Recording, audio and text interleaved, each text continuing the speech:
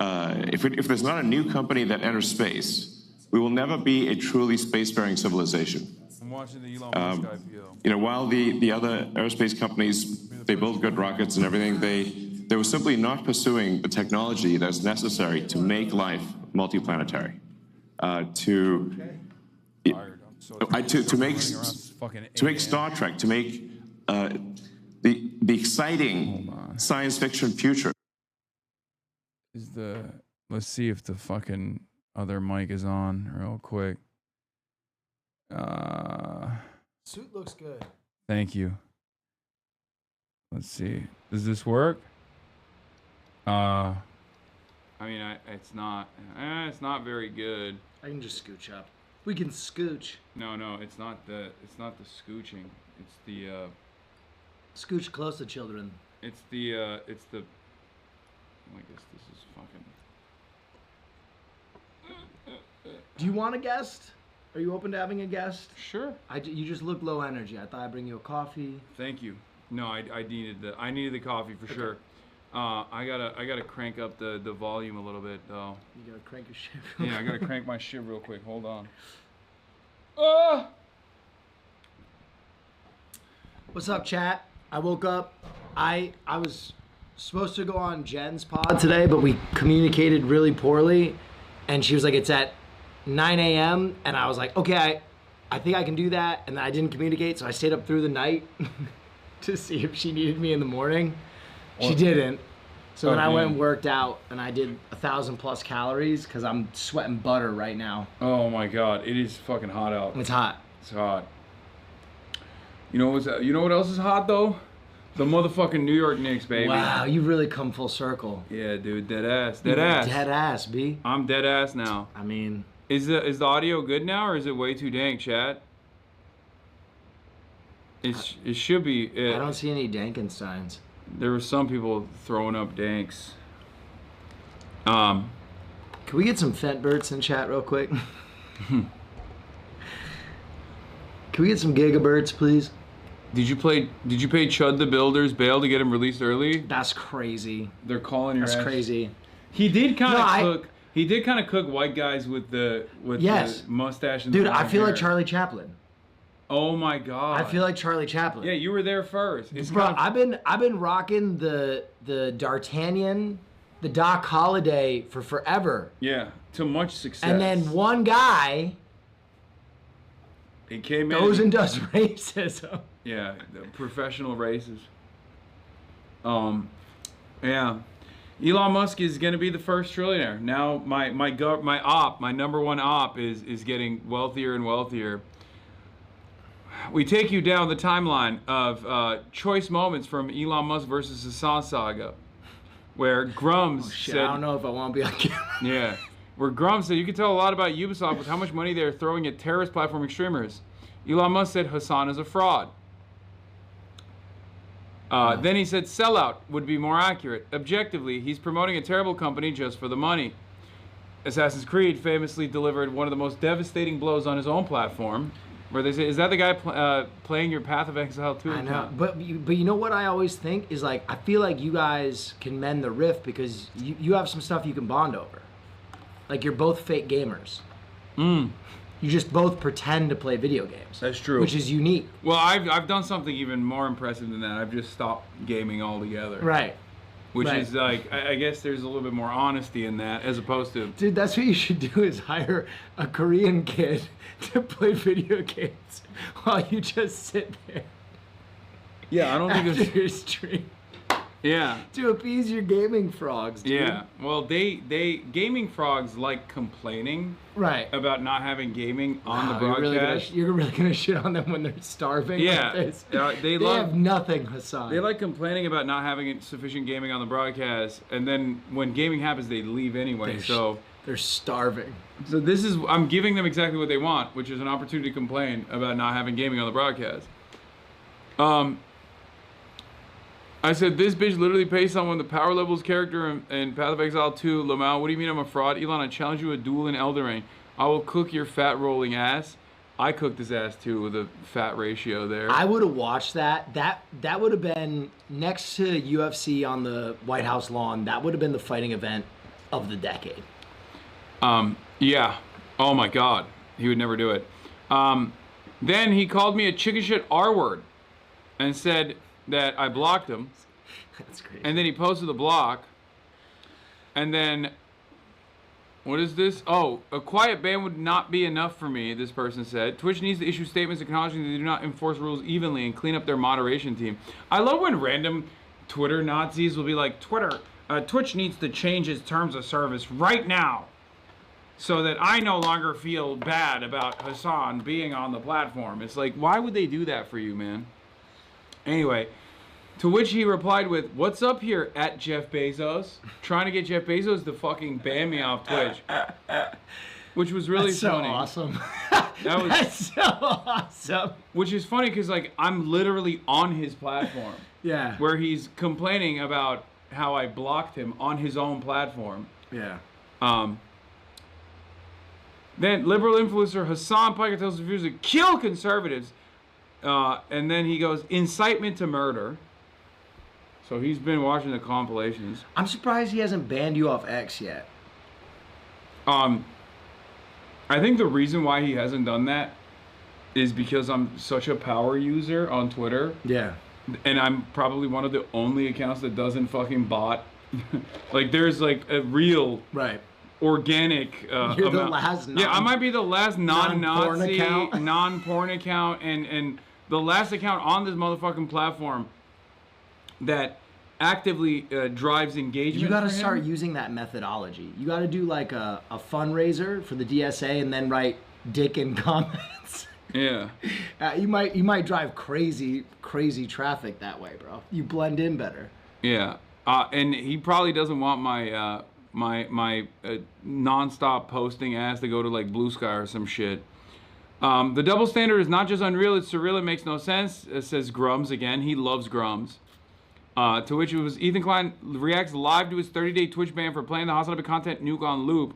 OMG, it got banned for encouraging and glorifying extreme violence. That's the Hassan Piker's content nuke on your platform, blah, blah, blah. And he goes, yeah. Now, this is just some of the instances where he's like directly responded to people talking about me or directly responded to me. There are thousands more tweets where like Asmongold will be like, Hassan is bad or whatever. And he'd be like, yeah, we should ban him. Can I be honest? You got to look on the bright side with this one. What? Can you imagine if he was a huge fan of yours? If the only trillionaire ever was like, I love Hassan, it would look bad for your whole shit, bro. You are right. It would look bad for your entire mission statement. I think the best outcome here in a normal, if we lived in a normal universe and not whatever kind of fucking hellish nightmare that we're stuck in, would be that like a guy with that level of power and influence and wealth would not spend any time knowing who the fuck I am or any other Twitch streamer for that matter. Right. Like, if you are a billionaire, you should not know who Twitch streamers are, okay? If you have reached that level of wealth accumulation, that level of power accumulation, power consolidation, you should just not know streamers. Right. I mean, you are the dad who stepped up, though. It's true, but, you know, it's... Regardless. Elon tweets at you more than he talks to all of his children combined, I know. Yes, the richest person on the planet fucking absolutely despises me. And, you know, he's still getting richer, so I guess he's doing something right. You know. Anyway, there's that. Well, the other thing that I was going to talk about was the Moist Critical did a video. Oh, what did Moist do a video on? On Legos? No. He's moved off the Lego beat. Well, there is the Lego update from CoffeeZilla. We can watch that together. I do want to watch that. Yeah, and then there's Moist Critical did a video on Ethan suing iDubbbz. Oh. And then he like said he didn't agree with Ethan, obviously, but he also was like giving a lot of, he was like offering a lot of defenses for Ethan, I guess, and people were very mad about it. So then he did another video about how people were mad at him. That I was meaning to watch, but I think the better one would be the Lego one. Yeah, dude, I've been on this Lego shit. I know. For the record, for those of you who don't know, I actually did not know this at the time, but I've been in contact with Reckless Ben. I talked to him, and I'm trying to, offer as much aid to him behind the scenes as possible. Yeah. Dude, in his last video, the fact that he couldn't even say bricks and minifigs, like he can't say them by name anymore, is crazy. Yeah, I don't know what's going on there at all. Like I haven't really kept up with anything. Oh, he's under the gun right now. They drew a beat on him where he's got a lawsuit going on that he can't say anything. Before we start this, can I just say one thing? What? I went to Rocky Horror last night. Oh yeah. Well, I went to unfortunately Rocky couldn't Horror make it. last 'Cause it was night. fucking so far Hassan away. Piker was supposed to go. I really wanted to go to a show while I was in the city.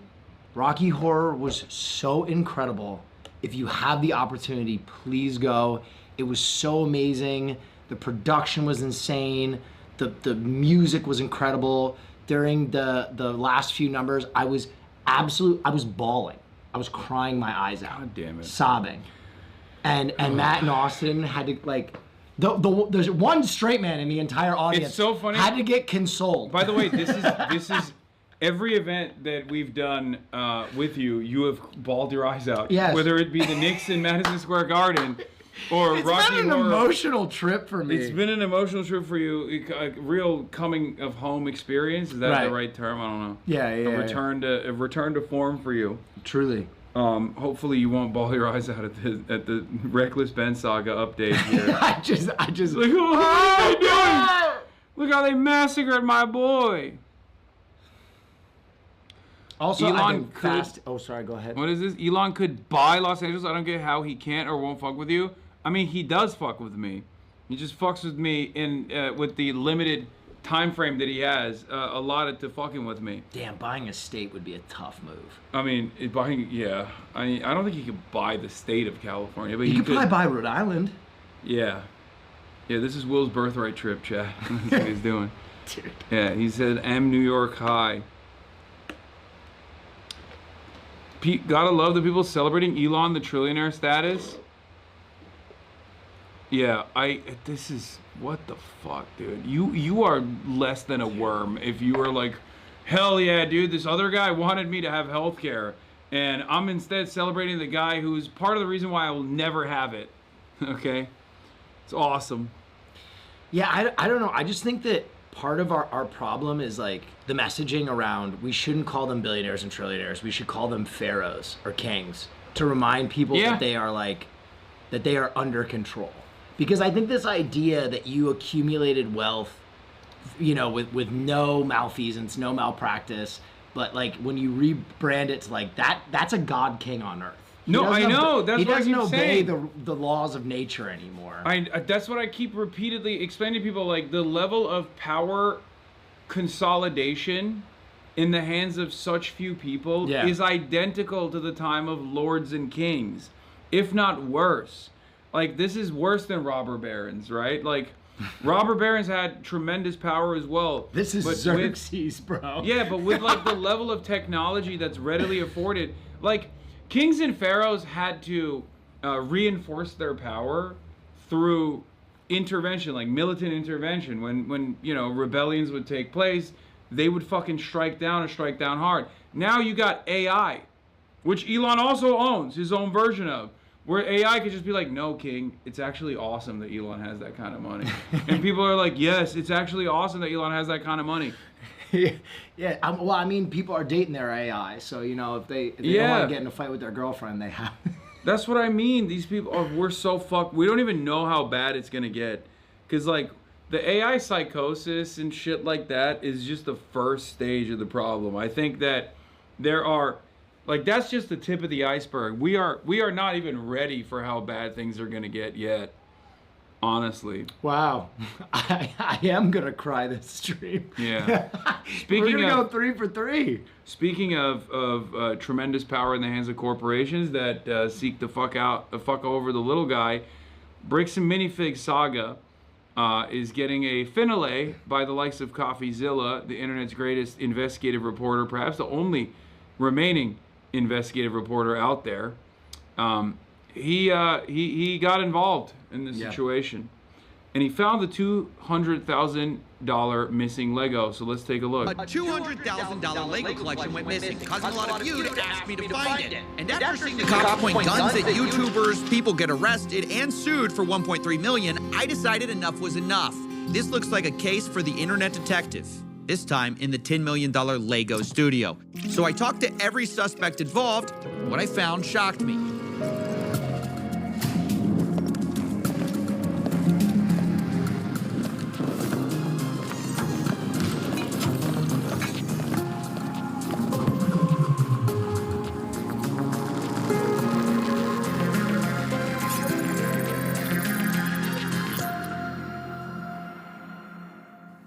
Okay, before we can find these missing Legos, let's give some background. A massive Star Wars collection was put on consignment at a Lego store called Bricks and Minifigs in Salem, Oregon. Consignment just means the owner, Brian Mansell, gave it to a store to sell, and he was supposed to get a cut when it sold. The entire time he made... Chad, the reason why you can't hear us is because we're fucking muted. I muted...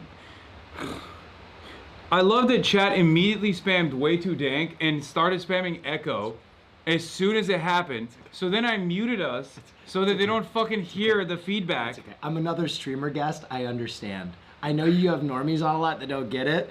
The audio perverts will break. It's death by 1,000 cuts. It's crazy. Fingers and toes. It's crazy. But it took like literally 3 seconds for them to immediately go, "You muted yourself! Hey, streamer! Let it out. You're muted! It out, King. Let it out. Look what you did. Look what you did. Audio perverts. Oh my god. It's echo and muted, echo muted, muted, echo. Bro, if Elon really wanted to fuck your shit up, all he had to do is make a bot that just complains about your audio all day, and he might break your mind, bro. I know. I'm not strong enough for this. Just 100 bots that spam way too dank all day. That's low-key. One of the things that people always talk about nowadays in the interviews that I keep doing is like, how do you deal with this shit? Like, you're getting attacked by governments, you're getting attacked by the entirety of right-wing media, and I don't have the heart to tell them that it's like the audio perverts. No, I don't have the heart to tell them that like I've tested my mettle in the worst marketplace of ideas. Twitch chat. I deal with fans. I deal with lovers and fans, legions of admiring fans who make me want to fucking off myself every day. Okay, so I'm used to it. Israel's got nothing on you motherfuckers, bro. Let it out. Let that shit out. Chad is my biggest op. They just want, listen, they're all wearing headphones, okay? Their ears are sensitive. I know, dude, try having to entertain and educate 30,000 autistic man children for one day, and you will understand quickly that New York Post got nothing on it. Hey. Women, children, and MB children, too. That's true. Thank you. Thank you for correcting me before they got to it. Jesus Christ. Thank you for correcting me before they got to it. Damn it, Hassan. Can you be inclusive for once in your fucking life? Anyway, let's continue. Maintained ownership of the collection, and a social media post estimated it to be worth about $200,000. But then, on November 14th, 2024, everything went wrong. This was the night that Crystal and Ben Gorman, the prior franchise owners of the Salem store, got kicked out by this guy. By the way, you can tell that the previous store owners were woke, and they wouldn't stand for this. What would indicate that? The eyebrow horns. The eyebrow subdermal. Because in Utah, it goes only in one direction. Like, if you're either some of the most base people, right, or you're literally you're a Mormon chud, and Reckless Ben and Brian Mansell got to see both sides of that world. You know, they got to experience both of those guys. The cut when it sold. The entire time he maintained ownership of the collection, and a social media post estimated it to be worth about $200,000. Night that Crystal and Ben Gorman, the prior franchise owners of the Salem store, got kicked out by this guy. That is Brandon Best. He and his partner Josh Johnson ran a sister store in Eugene, Oregon, and Brandon drove up that night to kick the Gormans out. Brandon and Josh would be taking over the franchise in Salem. And this is very different vibes with the new ownership, if you noticed. Yeah, that dynamic definitely persists here, you know? And people were saying that the previous bookstore, the previous owners of Bricks and Minifigs were like publishing anarcho-communist books and stuff. So what? That tracks. They look the part. That's crazy. They do look the part. I'm judging books by the cover, man. I'm doing it. I'm judging all the books by all the covers. Fuck it. I actually feel so disheartened by this whole story because I don't know if you know this. My nieces are very into Lego. And we would go to a Bricks and Minifigs whenever I was in town.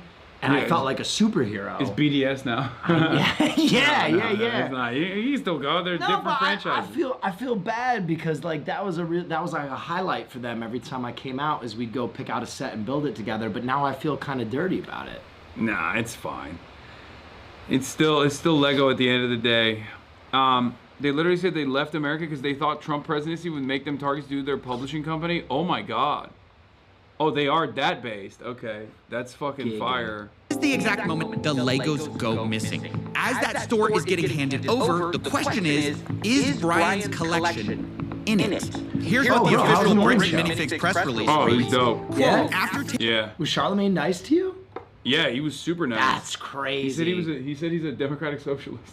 Oh my God. Yeah. I don't know when they are gonna release it though. It wasn't live. It wasn't like one of the live tapings that they did. It was. You have an echo. You have an echo. I'm gonna kill myself. Can you fix your sound?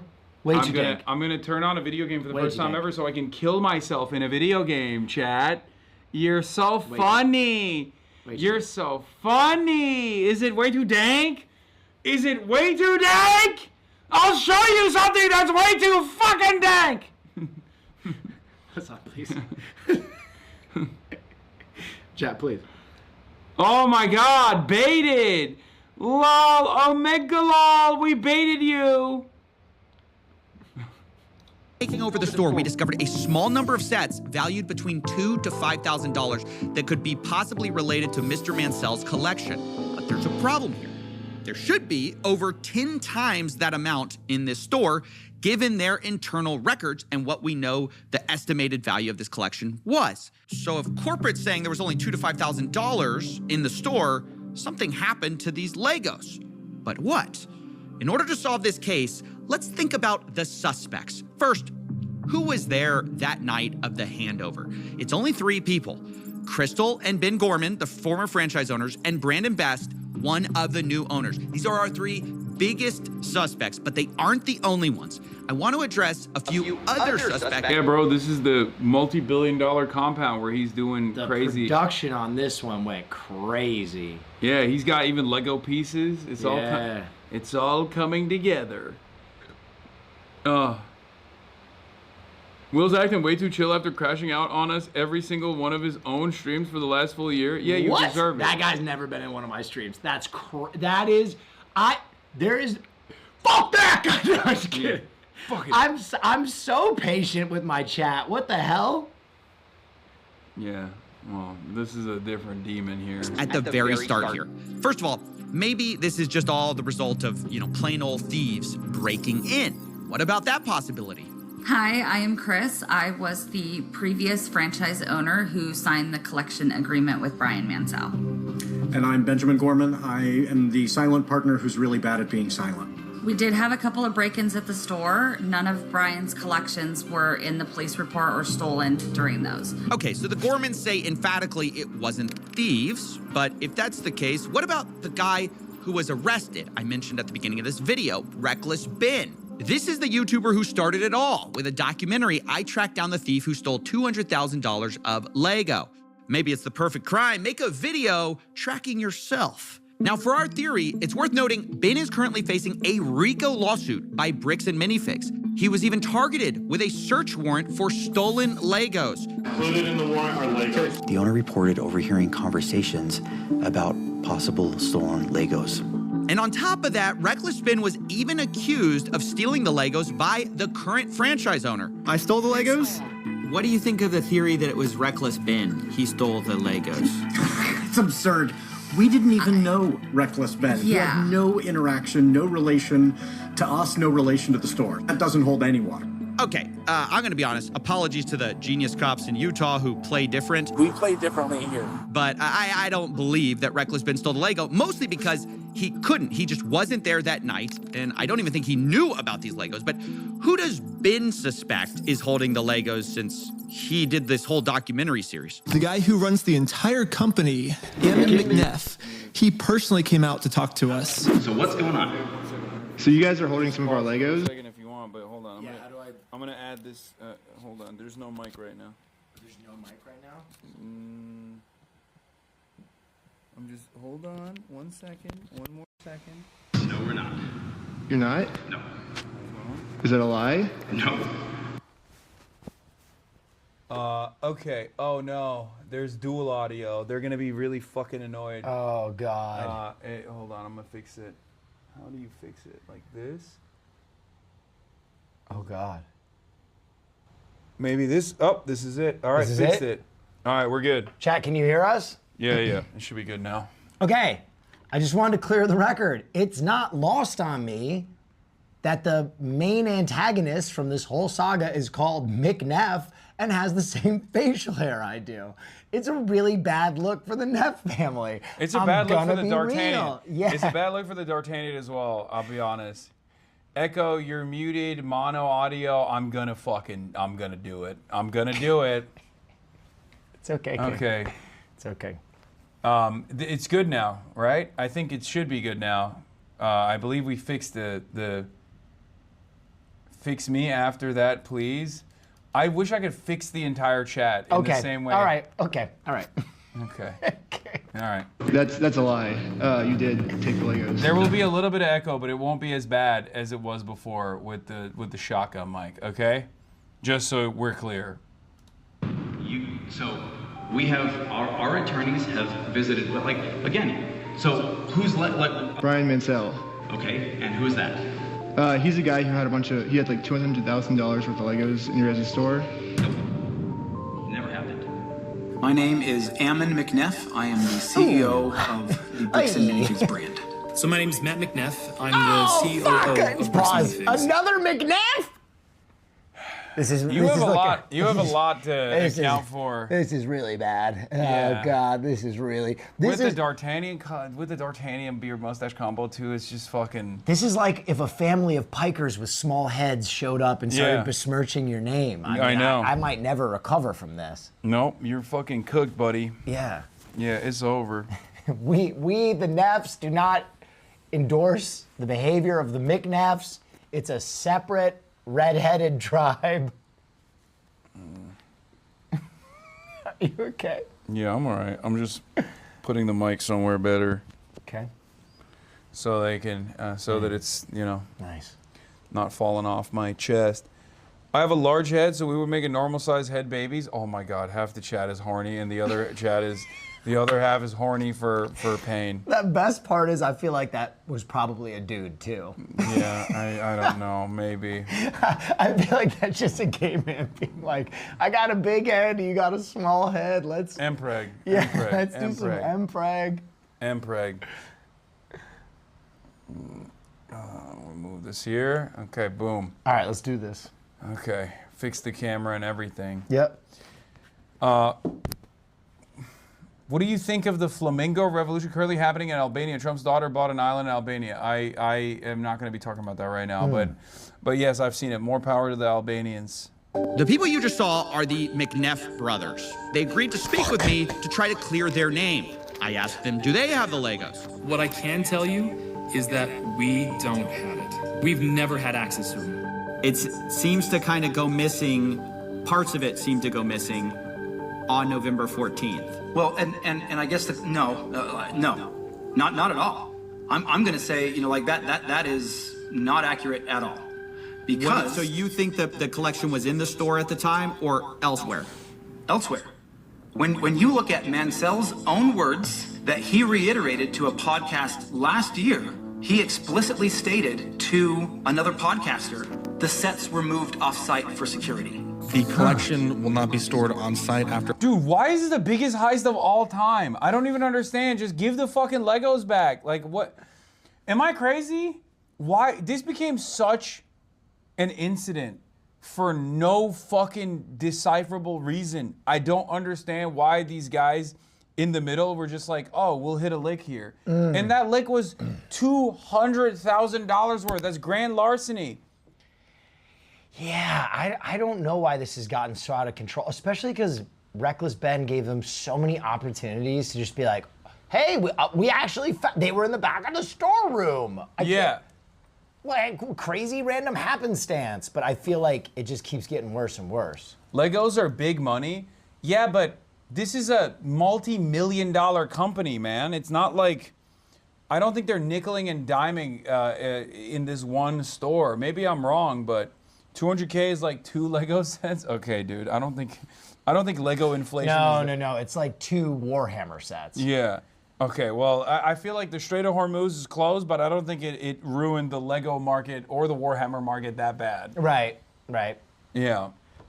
Mormons never admit when they're wrong. I don't think this is like a Mormon thing either. For security reasons, and after Sunday, the sets will be available for purchase but stored elsewhere. Now, one thing that's been a big subject of the Bricks and Minifigs kind of story is, hey, there are these off-site locations. Can you address what that is? Is that true? So the off-site location in the letter that that corporate is referring to is the original press release that we released when we were launching the collection. In that press release, because we had previous break-ins, I specifically included the location that after this weekend, those Legos would be stored off-site to deter any future thefts. This is actually kind of crazy, and I don't know if you've been tracking this at all, but collectibles, like high scale, like heists of expensive collectibles has been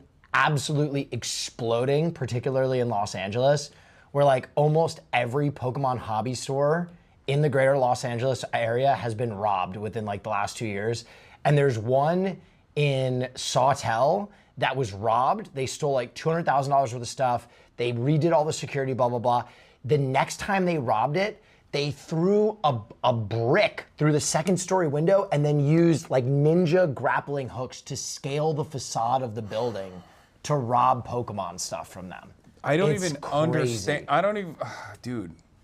I mean, I guess, you know, you got to get it wherever you can, huh? It's fucking crazy. Yeah, I mean, it's kind of like a crazy phenomenon right now. I think it's just because it's so valuable and people understand the value, and it's like these stores that sell hobby stuff aren't used to having like inventory that's like millions of dollars.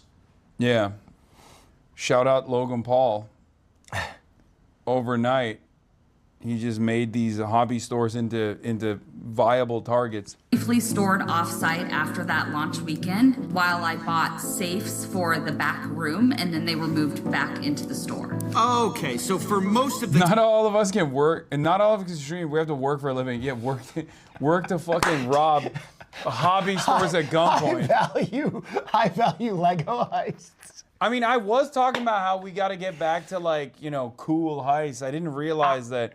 I meant like, you know, like Ocean's 11. I didn't realize we were doing Ocean's 11 to fucking Bricks and Minifigs. Can you imagine if they did like, instead of the Italian Job, they did the Johto Job, and it's just a heist movie where they steal Pokemon cards? Yeah, they just go up to counters and cash registers and they're like, give me all the Pokemon cards. We could use Christian as the grease man. You know how in Ocean's 11 they have a grease man who's like all bendy? Yeah. We can put him in a bag. In a bag? That's what they did to the What the fuck? That's what they did. In Ocean's 11, that's what they did. He's in a crate, bro. He's not in a bag. I thought they put him in like a roller backpack or something. Am I misremembering? I thought you meant like a tote bag. Yeah. We can put him in a Trader Joe's tote. Fuck it. We'll put him in a tote bag. He can fit. We can make it happen. Time the sets were in the store after y'all got the safes in. Yeah. Exactly. Okay, so Ammon McNeff suspects that a lot of the Legos weren't there that night. And then on the other hand, we just heard from Crystal and Ben Gorman explaining the off-site story, saying that later they no longer used those off-site locations. But what do we really know about the Gormans? They are the former franchise owners after all. I mean, shouldn't we be suspicious of everyone? They're one of our key suspects. They were there the night we lost Brian's collection. They were the creators of the consignment deal after all. And one group in particular is pointing their finger at them very hard.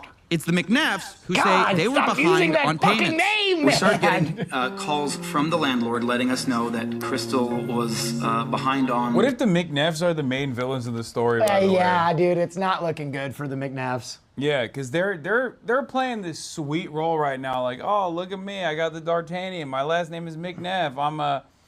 I'm not a scary guy. I'm here to reveal everything to you. And then you find out that they were actually doing a rounding error or some shit at the end. Fuck, they're just they were the main villains all along. I mean, he has a mischievous mustache. They're turning on the old McNeff charm. This is the mustache of a man who's capable of tremendous mischief. Okay, I'm just saying. let's not come after. It's not the mustache's I don't fault. know. It could be the mustache. And it's not the family name. It feels like the mustache is controlling him. Let's He's become not more let a mustache few than bad man. apples.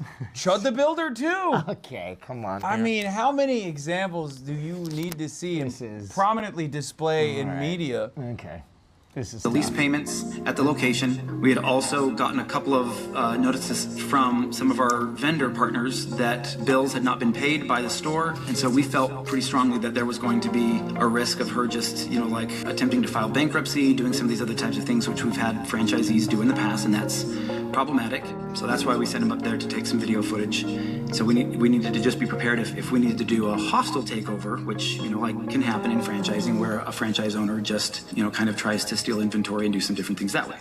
Okay, so Bricks and Minifig's story is that they were worried about the Gormans skipping town, so they sent Brandon Best as a secret shopper on October 24th, 2024. This is weeks before the takeover. Brandon takes a video of the store condition in preparation for this handover, but at this point, Brandon does not announce himself to Crystal Gorman. Later, though, on November 14th, once again, the same concern about the Gormans stealing or theft was expressed by the McNeffs. Brandon was trying to make sure that they weren't taking things from the store, and so he was kind of trying to make sure that he wasn't putting things, like hiding things in the back, and that and while he was watching that, trying to make sure Ben wasn't grabbing stuff from the store and moving it or doing anything along those lines, because he just got a weird feeling about the whole transition. She took at least one, if not more than one, cartfuls of things out to her car with her coat draped over it.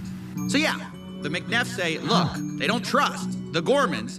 And they explained it, even further. They said, hey, there's some issues in her past. She apparently has a retail theft and other criminal arrests on her record that we were not aware of. When was that? I don't know. This has been brought out by several people online now. Now look, that's a huge accusation to bring. Oh my God, bro! They're fucking blaming the commies? The fuck? Everyone always blames the commies. How could you trust any Neff after this? Seriously, I agree. Not a trustworthy guy. A different name. Yeah. Different name. Well, McNeff is almost like a smaller version of Big Neff, which would mean, bigger the Neff, bigger the crime, possibly? No. Like a McMansion is a smaller version of a mansion. No, listen. And McNeff is like doing lower level different crimes. McNeff, totally different name. Neff, my name comes from the name Neff. Yeah. Which was changed at Ellis Island. Yeah, this is... I'm a victim of Ellis Island. This is a McNeff. Grouping redheads together. More systematic violence to my people. You guys do look kind of similar. Well, you're propagating a lot of racism right now. Anti-white racism? Go ahead, say you people. Say Reagan. Wait, this is a good question. Doesn't Will call his community the villains? Arch villains, correct. The biggest villains. Not even like a regular low-level villain. All right, you know what? But the arch. We're gonna blow past this. Okay. And so obviously I wanted to talk to the Gormans about it. They're like, she has a history of some type of burglary, theft. Oh my God. Wow. Yeah, that's what they're saying. Okay, what? Okay. Wow. Oh. Well, yes. Well, you know about this. Explain. Yeah, when I was 19 years old. How long ago is that? I am 45 now. She looks great. This was in 1999. This, something that happened 25 years ago, has no reflection and no bearing on what happened in the last 2 years, my management of the store, what happened the night corporate seized the store. It is another deflection. And it infuriates me. You're gonna try to publicly embarrass and shame me for somebody that was manipulated by local police departments when she was pregnant and 19 years old? Fuck you. That's my response to that. I am so sorry. You're gonna have to blur and cut a lot of this, but that pisses me off. I own what I have done. I own the mistakes that I have made. You cannot intimidate and bully me into backing down when I know that legally and morally I am in the right and I have the evidence to back it up. Wow, this is getting kind of nasty and personal at this point, and I just wanted to give people kind of their side. But at every turn, I hope you understand, I'm getting contradictory stories, down to if the McNeffs knew about her history in the first place. Like they're bringing up something that I told them about. Wait, you told them? Told them. They asked me. They said they had no idea. They said if we knew, we would have never hired her. Because we would not have hired her had we known this. I told them I had a record from when I was 18. That was a family issue and didn't go into all of the details, but they were like, that's so long ago, we're gonna hire you based on who you are now. Okay, I'm just gonna leave it there. You guys can make up your own mind. My point is, one side says up, the other says down, and it gets to the point both sides start hinting that they have photographic proof from the night of November 14th that proves the other side is lying. And so I'm like, look, at this point, let's stop talking. Show me the Legos. Kind of like a murder mystery. I know, but I side with the commies 100%. Where do you think the Legos are, though? Do you think it's the McNeffs? No, I think it's gonna be the dumbest art. It's gonna be literally the dumbest, like, corporate accounting error at the end or something like that, where they just like, they either sold it and didn't realize that they sold it. Or... You think it's a clerical error? You think there's no malice here? That is the dumbest version of events. So I'm gonna go with it's the dumbest version of events that happens in corporations all the time. It's a part of the shrink. Ironically enough, shrink accounts for clerical errors and things of that nature. And on top of that, it also factors in like theft, retail theft from the people that work there. I think, okay, I don't think you fooled $200,000 in by accident. I think you can cover your ass by saying it was an accident. I don't think it was an accident. I think it was the new franchisees when they came in. And the exchange of ownership, and the chaos of it all, they thought they could hit a lick. Yeah, they thought they could hit a lick, and they thought in the shuffle that they could bury it, and then they could move on. Or, even funnier, these Legos they really liked. They didn't even sell it.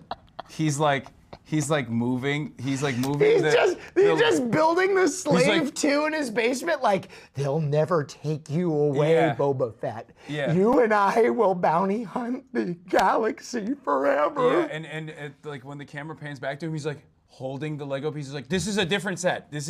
I know how this looks. This looks really bad.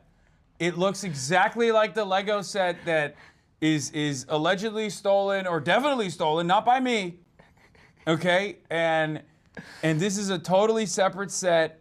Yes. And it's nothing to do with anything. Dude, the McNeffs get done with the interview and immediately pull the hood up and they're like, yes, they will never understand the power of the dark side. Yeah. Execute Order 66. The new owners have to pay the corporate for the takeover of the franchise. By stealing the Legos, the value of the franchise is lower and they pay corporate less. That makes sense.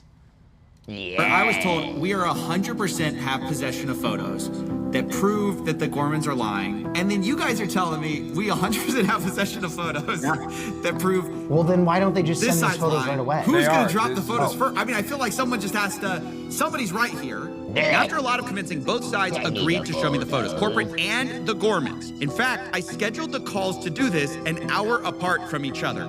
But let's remember their positions for a second. The Gormans said whatever was left unsold of Brian's collection that was in that store spreadsheet was in Salem store the night of November 14th. Then you have corporate side. They say whatever was left at night was maybe $2,000 to $5,000 of Legos. The rest was either stolen by thieves, the Gormans, or held off site. It was not in that store. And on both sides, there's a lot to lose here, right? You've got the Gormans, who basically have been insinuated to have been stealing. And for Josh and Brandon too, the new franchise owners, there's a lot on the line. I reached out to Josh and he told me, I think her pictures would only show a few sets and minifigs. I replied, so if I can prove that the Lego sets were in the store, that will prove Brandon was lying? Josh replies, if it shows something different, then yes, I will eat my words. So the stakes have been established. And let's see the evidence, starting with Matt McNeff. First, he showed me the video, October 24, 2024, for a baseline of how the store looked. So this is the Salem Kaiser location, is that correct? Salem Kaiser location, yes. So is it fair to say I'm seeing quite a few Legos here? I mean, I'm seeing a store of Legos. You'd agree? There's a good amount of Lego on hand. This isn't what I would say is a well-stocked Bricks and Minifigs, but it's not. What? Look at that shelf. What is he? What are the McNeffs insinuating? He knows better, dude. There is not an inch of shelf space there that is not Lego. This guy. This is. You know what this reminds me of? It's like when they do like those like variety YouTube videos where they're like a former heist boss it covers new crime, but in this circumstance, it's the guy who might have actually done the crime that's like, yeah. Well, it looks a little sparse. That looks sparse? I'm gonna be honest, compared to the Bricks and Minifigs I went into, it looks the exact same. Terrible. It's I would say a little below average as far as overall stock. So now let's go to November 14th. Can you still see my screen? Yes, sir. Okay.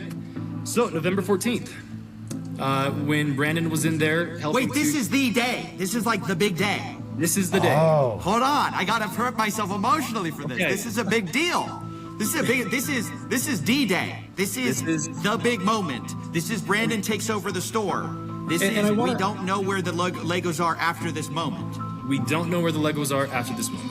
And I want to point out again that we've had this for a while. Every once in a while, I'm reminded that we are fucking talking about Legos. No, this is the crime of the century, dude. I mean, yeah. When the internet hyperfixates on something, though, it does have a tendency to make it like the much larger, much more consequential issue. And I guess in this circumstance, there is like a real victim here, so it's good that this investigation is ongoing. Yeah. First time we've. I want to sick Reckless Ben on like I don't know, fucking bad landlords or something. How about like corporate campaign landlords. finance reform? No, literally no. I actually like I want to deploy Reckless Ben like a fucking weapon against like some of the more powerful institutions in this country to see if we can like recreate this magic on an issue that. I'm not saying the Bricks and Minifig saga is not consequential, but perhaps a little bit more consequential. Yeah, you know what I mean? Listen, I'm right there with you. Reckless Ben versus Canary Mission. Yeah, like the Israeli doxing operation. Yeah. Also, would you ever build Warhammer with me? I kind of caught the bug. Dude, there's no way. I can't hold on to tiny pieces like that. You need the tool. You need the right tools. I feel like I get really annoyed when I have to I can't hyper focus on. I've tried building stuff before, right? Like model cars and shit, and it just like makes me so angry, and then I just smash it. What? I mean, I don't actually smash it, but I want to. Do it. No, literally. Execute orders. Have you ever?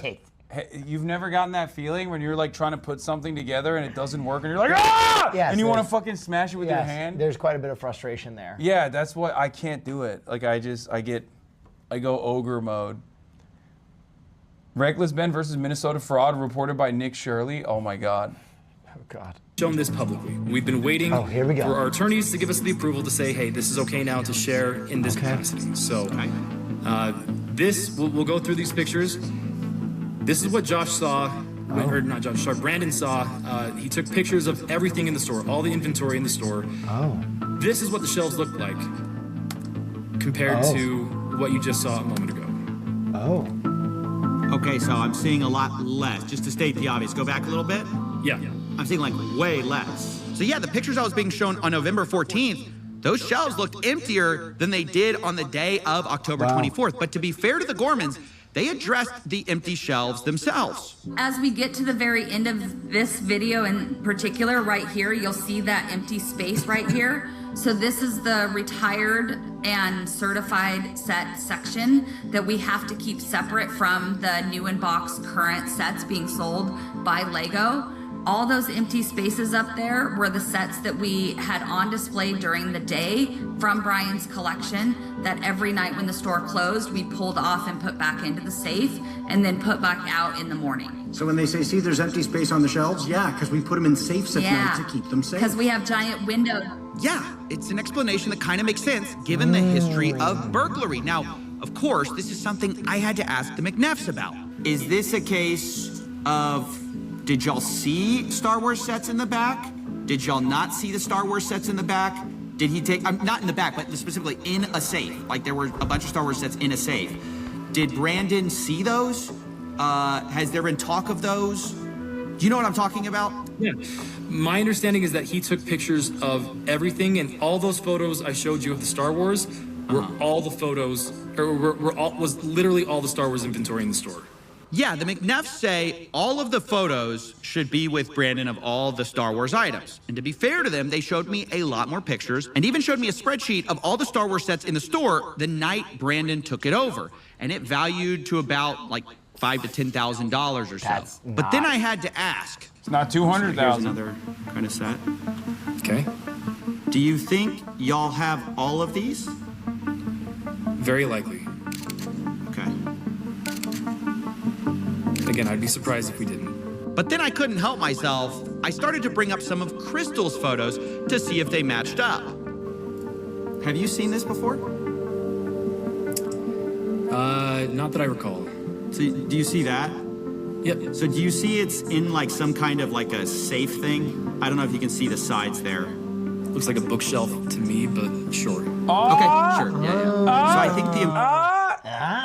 Okay, Mr. Neff. Whoa, whoa. Mr. Neff. McNaff. Yeah. Easy McNaff. mistake to make. Well, not a mistake that we'll let slide on this day. I'm just saying. All right. Let's be a little bit more careful about the McNaff name. What the fuck is a Duplo? I didn't even know that there's like different kind of... Is that a different version of a Lego? I think that's like baby Legos that you can't choke on. Okay. Are you the throat goat? Are you saying that's what you'd like to challenge That's Duplo what you think, to dude. choke on the... Fucking down that shit. Wow, holy... I'd fucking down that shit, dude. I'd choke on that shit real quick. Jesus Christ. The important thing is making sure that all of these are in the inventory for Mansell. Sure. Sure. That's cool. 75041. Yep. The Vulture Droid. 75169. Oh my God. 169 I'm not seeing, so there may be... Okay, so there's one that is not on our list. Let's try this. 10240. Okay, nope, not seeing that one either. What about 9493? I don't see that one either. So maybe those were locked at the time, and Brandon did not get those pictures. All right, that's kind of a problem because the Gormans had over 200 photos of this store. I definitely knew looking at these photos, there's a lot more Legos in the Gormans photos, quite a lot that Brandon's photos just didn't show. But corporate didn't really see it that way. But still, in the grand scheme of things, we're not talking, again, 10 times the amount of sets here. I don't know. I haven't shown all the photos yet. I don't know exactly how much. If there's a calculable figure that we can look at and say, great, this is what was there, I promise you it's not $100,000 worth of Lego. And so where's the rest of it? He got me. I don't know. Maybe I'm a little too in my head about this U-Haul story. You don't think it could have been some U-Haul thing? There's no way. Oh, yeah, have we talked about the U-Haul yet? We gotta talk about the U-Haul for a second. This is another one of those things that was like really disputed between the two parties, was this U-Haul that supposedly was driven up to the store the night of the takeover. What? So when Brandon came to the store that night... Wait a minute. That. What do you? Yeah, and the guys were wearing, the guys that looked like the McNeffs were seemingly wearing balaclavas, and they were like, we're here to deliver special delivery. I love how we're on video 18 and he's like, the only discrepancy in the story was the 18 masked men that rode up in a giant wooden horse. Yeah, what the fuck? Wait, how, this is information that I feel like is fairly important to figure out who the fuck was doing this. He was driving a U-Haul truck. Now, It was in typical literally. fashion, this was immediately disputed. Brandon showed up to the Salem store in a rental car. When he came to get the keys from Crystal, he Well, the U-Haul is a type of rental car. Yeah. was there in a rental car, not in a U-Haul. It wasn't until after he told me he was taking the keys and locking me out that I really kind of paid attention to the fact that he had a large, not the small, the large U-Haul truck. So yeah, I just kept hearing about this U-Haul truck. Now, why is it significant, U-Haul or not? Well, one, a U-Haul truck can fit a lot of Legos, but the big reason it mattered to me was because I was actually called by an ex-employee of the Bricks and Minifix store in Eugene, Oregon. Remember, that's the one that Brandon and Josh own. And he told me something very interesting. I'm a former employee, started in 2020. Stop. Lego Deep Throat. It's Yeah. Lego Deep Throat. Bro, shit gets real in these fucking streets, man. Fuck, in these man. goddamn brick streets, these Lego brick streets. I can't believe this. Yeah.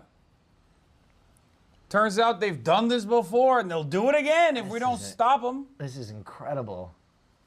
It goes all the way to the top. Yeah. They called manager Brian and sold the store to Brandon as Josh. What store was this? Bricks and Minifigs where? Okay, now what did you see that made you want to talk to me?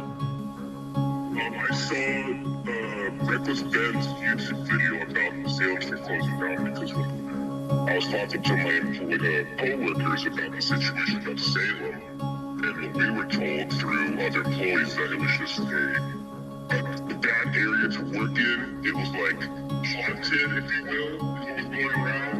Haunted? After seeing the video of Reckless Ben, we exposed them, and it makes a lot more sense with what we dealt with Brandon and Josh.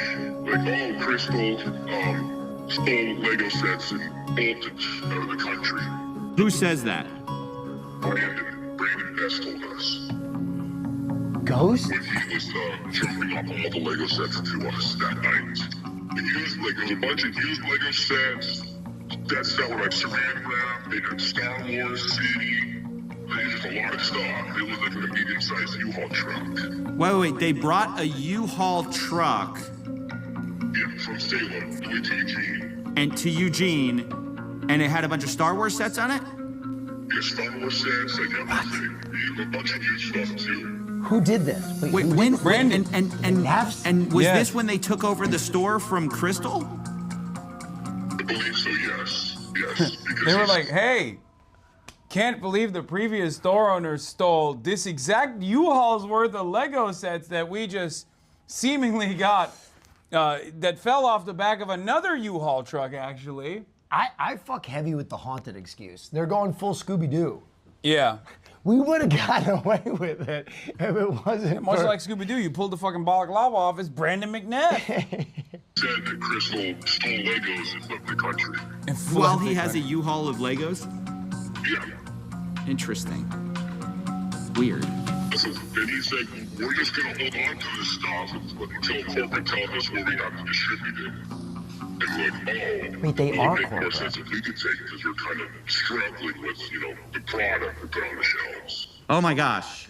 We really got to find out. Was there a U-Haul that night or not? Because everybody's disagreeing about it. This Eugene, Oregon guy says, oh yeah, a U-Haul showed up with Star Wars sets in it. Brandon was talking about the no Salem one's store. disagreeing. You've got Only the Matt Brandon McNabb McNabbs are saying there was disagreeing. no U-Haul there. It was a rental car. You've got Crystal saying, yeah, I thought it was really weird. There was a U-Haul truck there. So I told the McNabbs, I really got to find out what the truth is here. If you know anything about it, let me know, because that's just something I heard. I do, and it has nothing to do with the Salem store.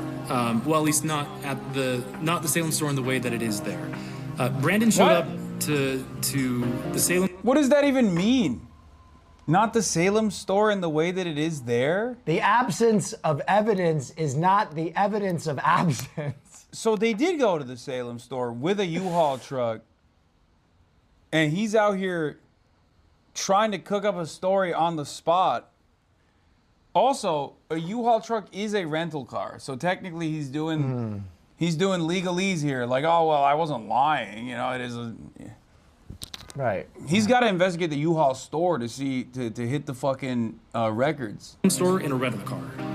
When he came to get the keys from Crystal, he was there in a rental car, not in a U-Haul. So when there was the handoff, there wasn't a U-Haul, it was a rental car. Correct. He was there in a rental car. Got it. Yeah. Okay. And I think any of the, like, if you were to look at the footage, the Ring cameras, all that stuff, you won't see a U-Haul sitting anywhere in the parking lot. So after hearing all of this, I realized, look, I just gotta find the evidence. So I start sifting through these photos I have, right? I realize I have a parking lot photo. I check it. No U-Haul, just a red truck out there. I check another photo where you can see the window, but the problem is it's night outside, so you can't see. And so I'm looking at everything I can, and there's just nothing, you know? I have this alternate angle, I'm looking at that, and then... Zoom in on that photo. What is that? Smoking gun! That's a U-Haul truck! Holy. Oh no!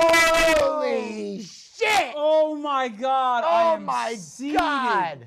Oh my god! I feel like I just watched the end of The Sixth Sense, dude. That was like a jump scare. Holy shit! Wow. Bring up the brightness of this photo a little bit, and my gosh, there's a U-Haul in the parking lot right outside of the store the night of November 14th, 2024. This is something that Matt said he had seen footage of, and it couldn't be true. And again, I believe I have seen footage from that night that shows clearly out into the parking lot, and there's no U-Haul. After seeing this, I said, I really have to make a call. And that's when the story changed. So last night, I talked with Matt McNeff. I brought up this question of the U-Haul. Interesting. He told me emphatically there was no U-Haul. Y'all came to me this morning. Told you, by the way, that the commies were the fucking trustworthy partners right here. all along. And the Neffs. You can't trust the dastardly. McNeffs.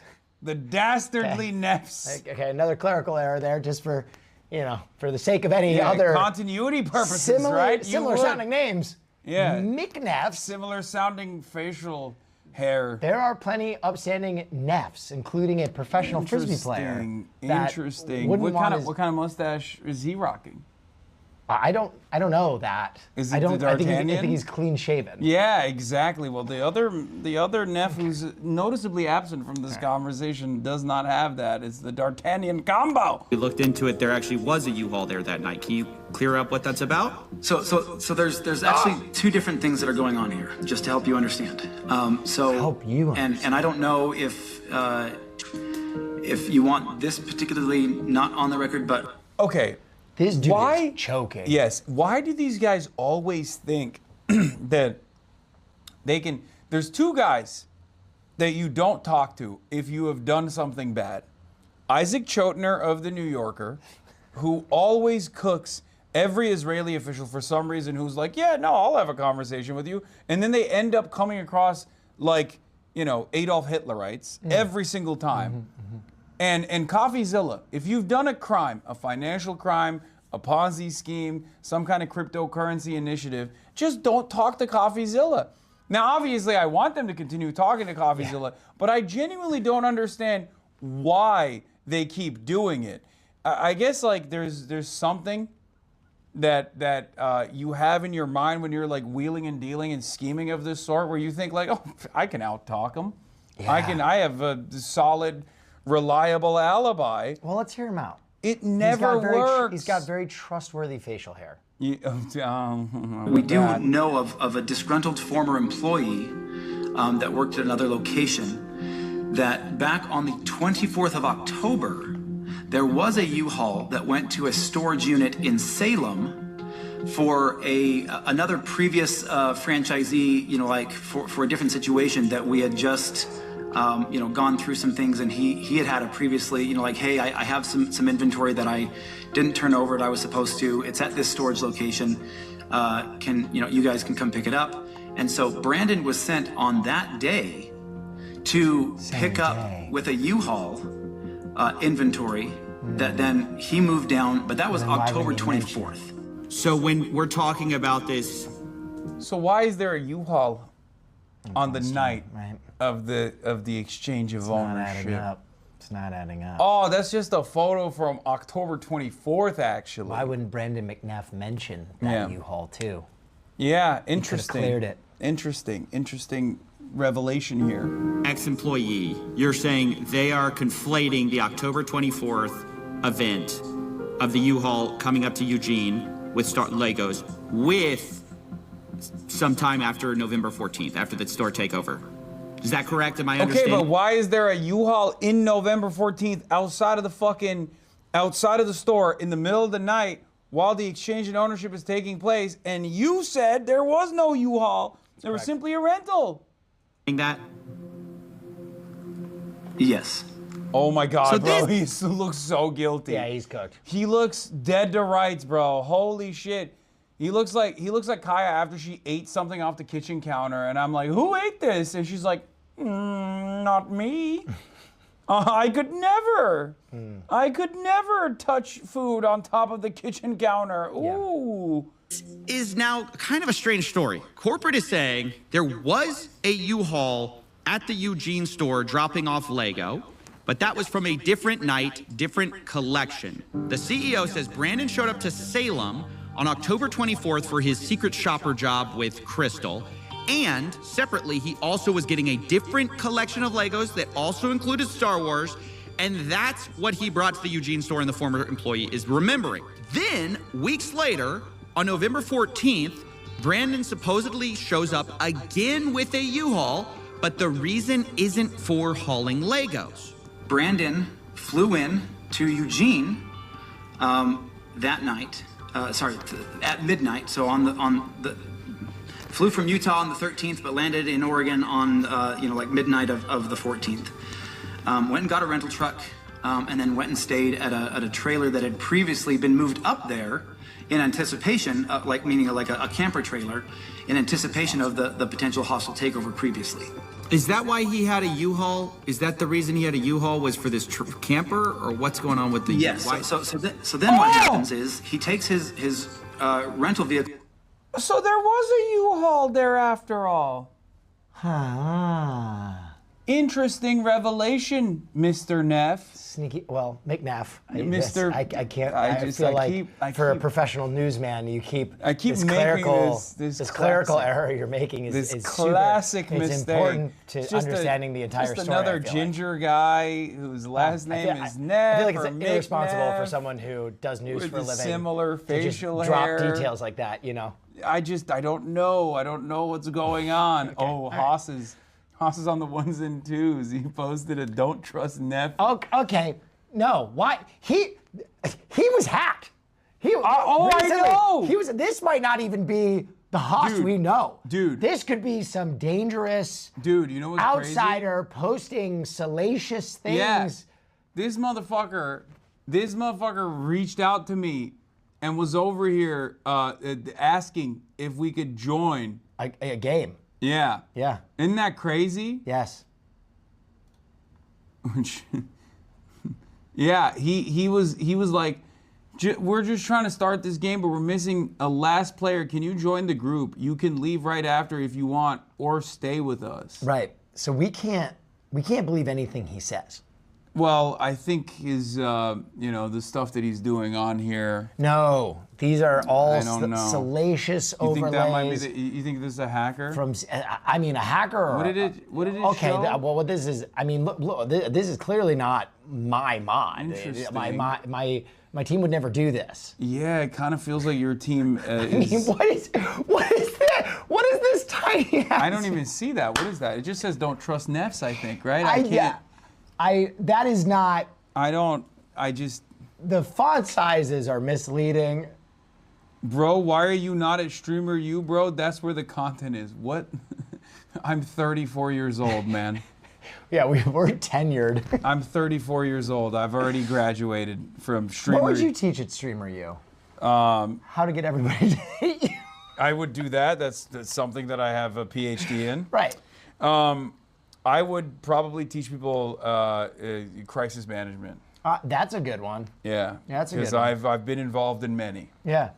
What would I And teach at Streamer I'm still U? here. Self-suck.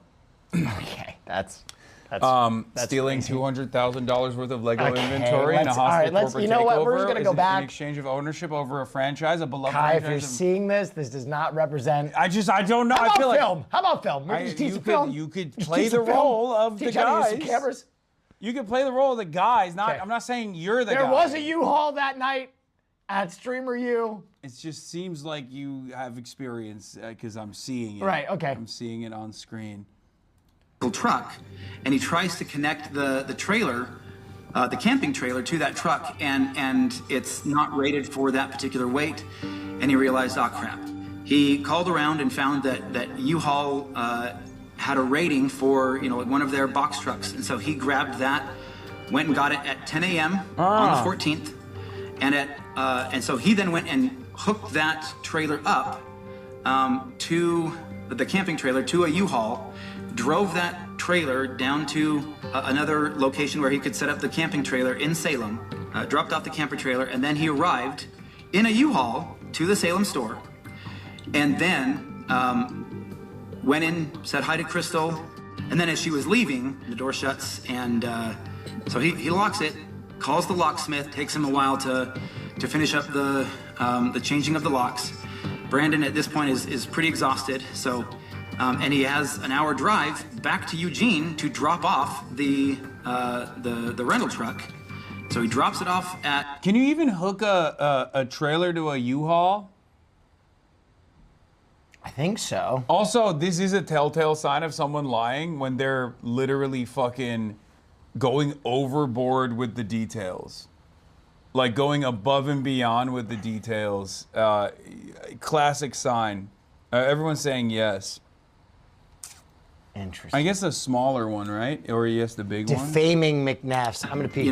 Midnight or 1 o'clock, something like that. Grabs the take your rental mic truck off. and then you're right. heads back up to You don't want to listen to the it? camper trailer in Salem. I've been And then, there. it's probably gets in at around 2 or 3 in the morning. Spends a couple of, that's a little bit of sleep before he has to head back to the store at 9 a.m. before the other employees get there. The timeline that is trying to be portrayed just makes absolutely zero sense. Okay, so I asked, obviously, for documentation of all of this from Brandon. And here's what I got. First, the U-Haul contract on November 14th. This checks out what we already know. Then I got sent a photo, the last one Brandon took in the Salem store, dated 9:44 p.m., where you can see what looks like the inside of a bird cage that the Gormans had. And lastly, I was sent a photo Brandon took of the mileage in the U-Haul as he dropped it back off at the rental place on November 15th, 12:41 a.m. Now, the time gap there is about 3 hours between the last photo in Salem to dropping the U-Haul off, which is a bit of a problem for our timeline. Yeah, it took like 4 hours. What up? I mean, I worked till like 11 o'clock. Yeah. Like, I got up early for. He's in the bathroom pissing. You moved 4 hours of Legos out of this truck. All right, so as weird as I this don't know. U-Haul We're thing watching is, a the Lego timeline saga. just doesn't fit, to be honest. If it took 4 hours to unload, you can't also... Why are you in your bathrobe? Because I just got back. You're drunk? Where did you get a bathrobe? Here. The judgment coming from you. I mean, sorry, I'm. Sorry, I was out with our friends. You're fucking up the white balance with your robe. You're fucking up the balance. Why do you look so tan? Why are you asking questions? Where did you get tan? Did you get a spray tan? I just look like this. Did you get? Some of us go out in the sunshine. Did she get a spray tan? No. I'm just glowing naturally. Okay. Glowing. All right. Cute. Uh-huh. Anyway, my phone is dead, so I just came to ask what the plan is before. I think we'll finish this video and then we'll start to. Well, we got times. Oh, never mind. We got a little bit more time. Are you guys doing Lego stuff? Yeah, we're We doing are. Lego stuff. Ah. Well, when do you want to? When do you want to do your stream? Right after we finish this video. Yeah. Okay. What time are you leaving? I don't know. We can probably go to that area and then start to figure stuff out. Okay. Are you wearing the suit tonight? We're Yeah. going to a club What? I thought we were going to a dining experience. afterwards. Wait, why are we going to a club? Are we? I wasn't informed Yes, about we're getting this. very gay tonight. I don't know how much I will partake in that because I have, Go. once again, as is every other day, I have Here we a go. shit ton of interviews that I have to do tomorrow morning. Do you know it's Pride Month? Mhm. What have you done for Pride Month? I stopped exactly. doing hate crimes. Mm. Like I've restricted the number of anti-gay slurs I say. Oh, I didn't even know there was more than one. I keep it to 1,000 Wow. for the that month. is Yeah, How homophobic I'm he at is. 994. I'm at 994. I got 6 more in the bank. I feel like just even your attitude, me walking in here, was a slur towards me. You're straight, woman. I am also a Chinese woman. That's not gay. You're just what the fuck does that have to do with Pride Month? How are you tying this back to Pride Month? Chinese eraser? Nice. I'm Nice. just saying in general, the energy that you give off. You're white Chinese. So it's only half anti-Chinese erasure. It's more so. I was being anti-Irish actually. Yeah, actually. Yeah, that's what. Which. You are way too frequently. That's true. Way too frequently. All the time. And the Irish. Why are you so tan? You were not this tan yesterday. I have been outside all day. I literally saw you. I feel like I saw I was you. listening to jazz in the park. I saw you yesterday, and you were not this tan. We You have to gotta- finish this video. Yes. Okay, fine. Oh my! You know what? Please. Someone Give me a someone hug. wants to be the main story here. Give me a you hug. see? Oh, I'm so sorry. yeah. Somebody wants to be the main story. Okay, so I should be ready by because you want to go early. Yes. How Yeah. much time do we have left in the Oh, video? I'm so sorry. Yeah, you know what? Perfect. I will leave you all. 30 more minutes. Perfect. I will leave you all to these hetero 30, men. 30 minutes. Okay. Okay. Yeah. All right. Men You being cannot be doing that in New York City. men expressing friendship, and that's the highest order of homosexuality. The friendship is that you have to come here to sit on his stream. Wait, what? That's one version of it. We're doing his stream afterwards. We're going to be experiencing fine dining. Oh wow! Look at straight men hanging out on stream. How fun! I feel like is that I don't know what's jealousy? happening. It's, I don't know it's what's peanut happening. butter and jealousy. I don't know what's happening. It's peanut butter and jealousy. Why is she? Let us have man love on Pride Month, Caroline. This is what you call man love? Yes. It's pathetic. It's one expression of many. Pathetic man love. It's I've like, seen better man you love. You get your hetero. Get out of here! Yes. Get your Get out of here! hetero ass out of here. I will be getting ready for Ruining the gay vibes on Pride Take Month. your bathrobe. Why is she in a bathrobe? I don't know what's going on. Why did she get a spray tan? I don't know. It looks good. Okay, I think she's gone. All right, this was in? I let her in. I don't know. I thought she said she What didn't have a happened? phone. She said her phone was dead. Did she take the room key? Yes. Yes, she did.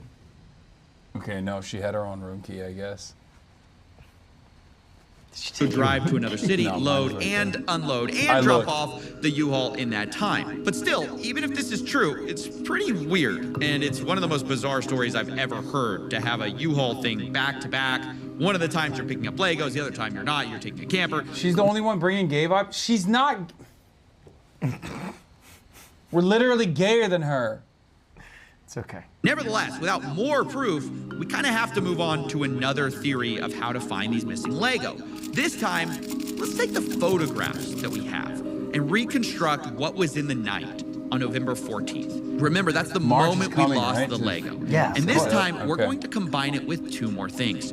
First, from corporate, I got the point of sale records from the Salem store from 2023 to 2024. And secondly, from Crystal Gorman, I got her internal records of Brian's inventory of what was sold or not in order to pay him and keep track of prices. Now, before we piece things together, I need to address something. At the beginning of this story, you saw the social post saying this collection was worth $200,000. That's what everyone knows this story as, the $200,000 Lego collection.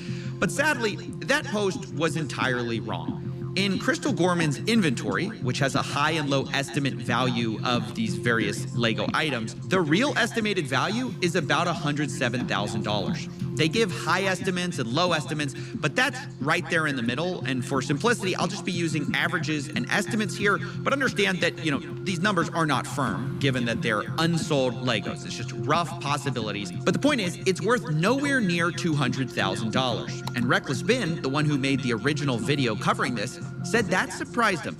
Yeah, this entire time, literally every single person's been telling me there were $200,000. Like, that's how much, you could sell all these sets for. My original assessment of about $200,000 was going up to his father's house and looking in 3 different rooms with all the sets. It was before I'd actually gone through and had set numbers and done an actual protein sticks. I know we're going to eat, but I'm so hungry. You need to fast. I need something to hold me over for a little bit. Chomps? You're tempting me with food. Do you want it? Dude, your fat ass is going to be able to eat everything. Don't worry. I'm not worried about that. Ass. I know how you are. I'm bringing you to a special dining experience. When we put food in front of you, you fucking slam it, no matter what. Yes, because it's like putting black tar in front of a heroin addict. What are you doing?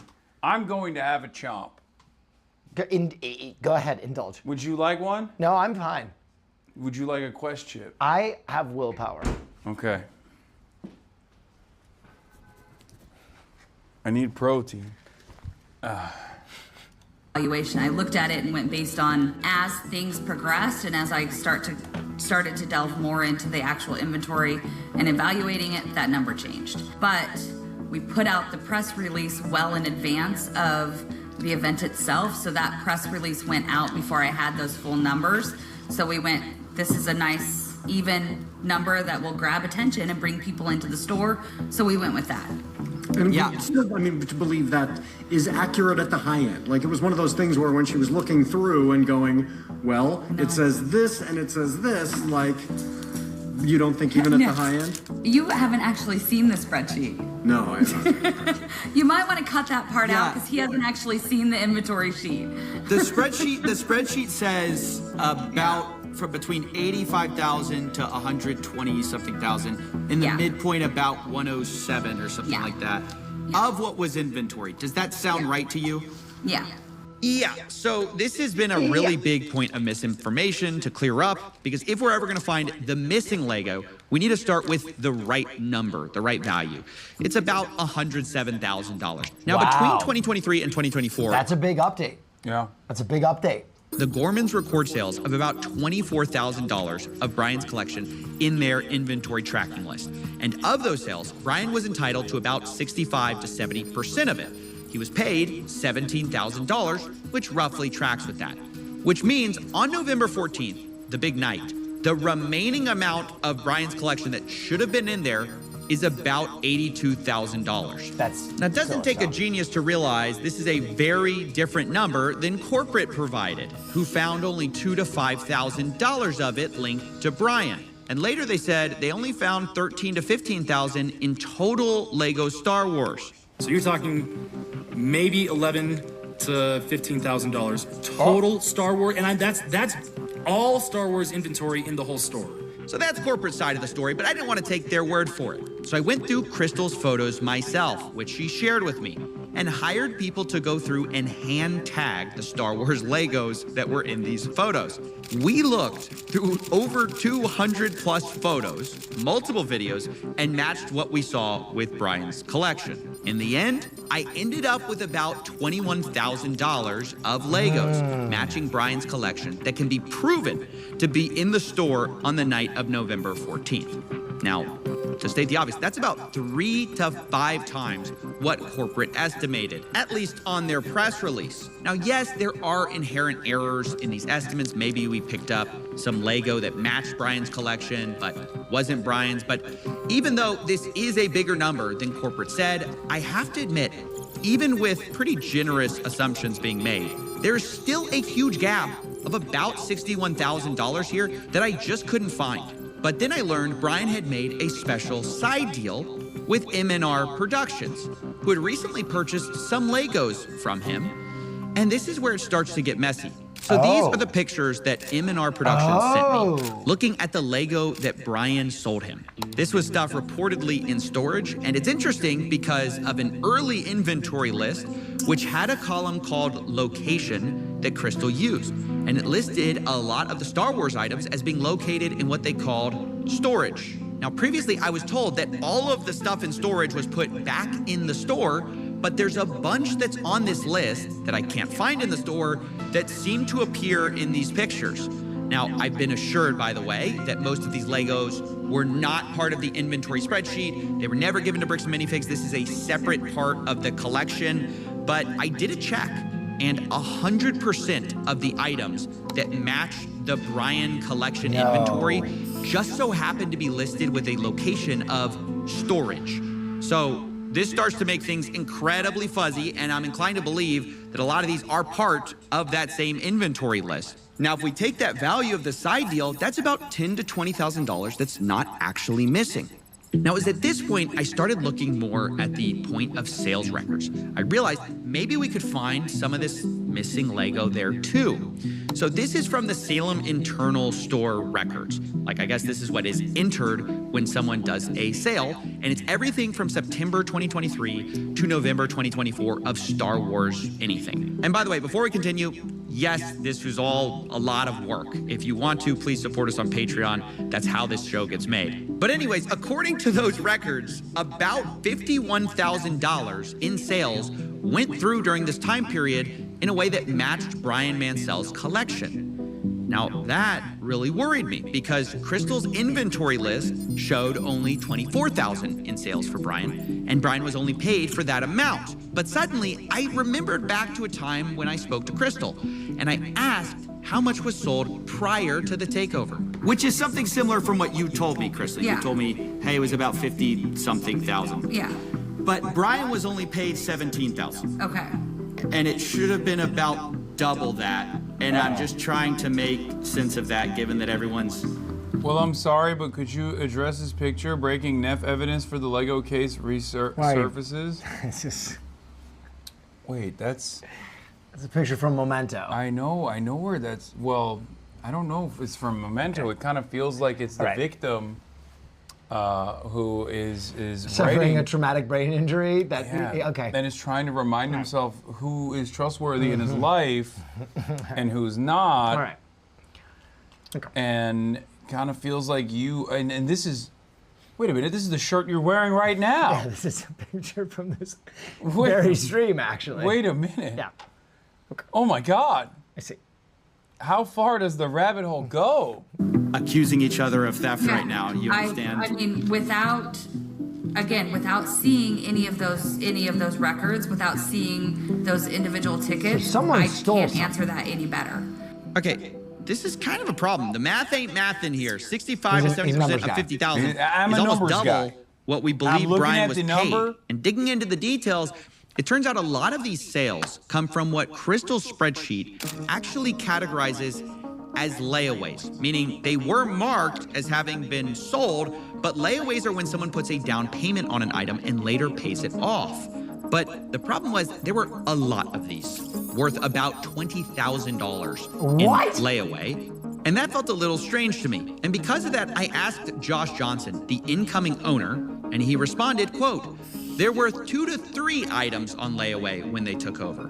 So on the list of on the inventory list, do you know about how many layaways I there haven't were? gone through and done a count, but I know it was vastly more than 2 to 3. Is about 98.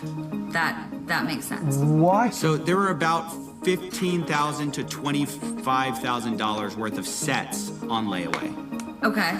That's just the part that's surprising. That's the part that I can't get my head around. I go, how could, let me just be really honest. I don't believe there was that much layaway. I don't know. I don't know how that's possible. How could there be that much layaway? I don't know. It's like Uh-oh. It's like I don't believe because I would. He doesn't believe the commies either now. The flip, the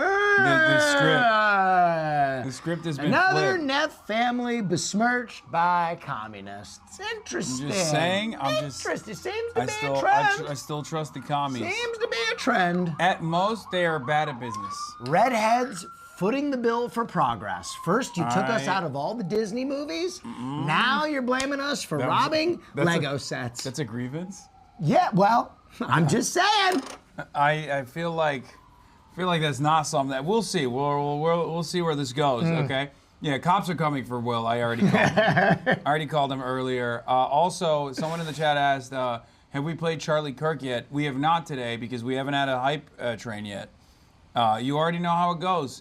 If you like the Piker Broadcasting Service, the People's Broadcasting Service, and you want to support independent media, all you need to do is subscribe. You can do that for $6 or free with Twitch Prime, or gift subs for others who can't.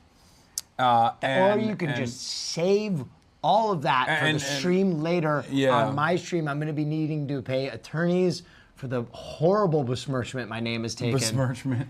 You're gonna launch a defamation suit. Yeah. Set to it, bro. Thank you for the 20 bones, by the way. Okay, like well, I said, you already know. If you get to hype level, if we unlock a hype train and get to level 10, we play a different version of a Charlie Or we could just hold on to the money for later. Or you could just use it. Not use it. Right Okay, now. it's okay. Well, And support independent media. Thank you, War Damn Eagle brother. Coming to your conference real soon. Another Muslim socialist mayor if the Knicks win in 5. So get excited for that. That's right. That's definitely Caroline, right? Oh God. I was talking to some people about bricks and minifigs. They go, yeah, there's some layaway. There's not that much layaway. I talked to people who were neutral, kind of on corporate side, but also people who were just normal bricks and minifigs people. They say there's not that much layaway. Help me understand why there's $20,000 worth of layaway here. Oh yeah, that's absolutely. If you talk to other bricks and minifigs locations, layaway is extremely rare. I think outside of the you eat your own damn Brian's cookies collection. in your own damn room. I see how it is. I thought you were fasting. No, I am. I just wanted to hold one. Oh, okay. You wanted to feel it? You want to feel the texture? We can't see. Calm down, chat. Here.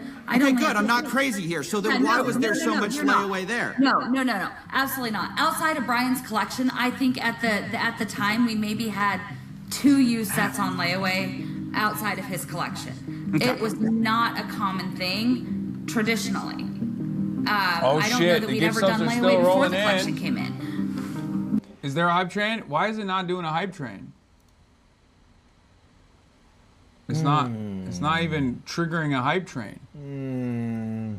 We at the Will Neff broadcast do have hype trains. Yeah, I don't know why it's not. Rewind, you missed some.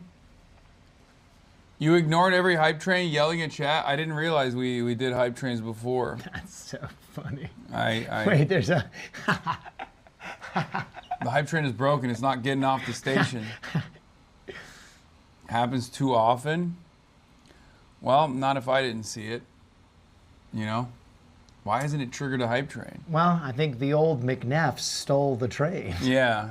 Bandit. This is what happens when you bring in real bandits. McNeff family train thieves. With Brian's collection, it was a little bit different because so much of this collection were new in box. What is this? Did the smear campaign work? What smear campaign? What is this even? What am I even numbers looking guy. at? I'm a numbers guy. It says, oh, these are my numbers. I'm a numbers guy, and January 2026, peak viewers 67,000, and February average viewers 35,000. What is this? I don't even understand what this is. Are you saying that like the average viewership went down since January, so the smear campaign worked? Is that what you're trying to say? Yeah, those peaks are from bots. Those aren't real.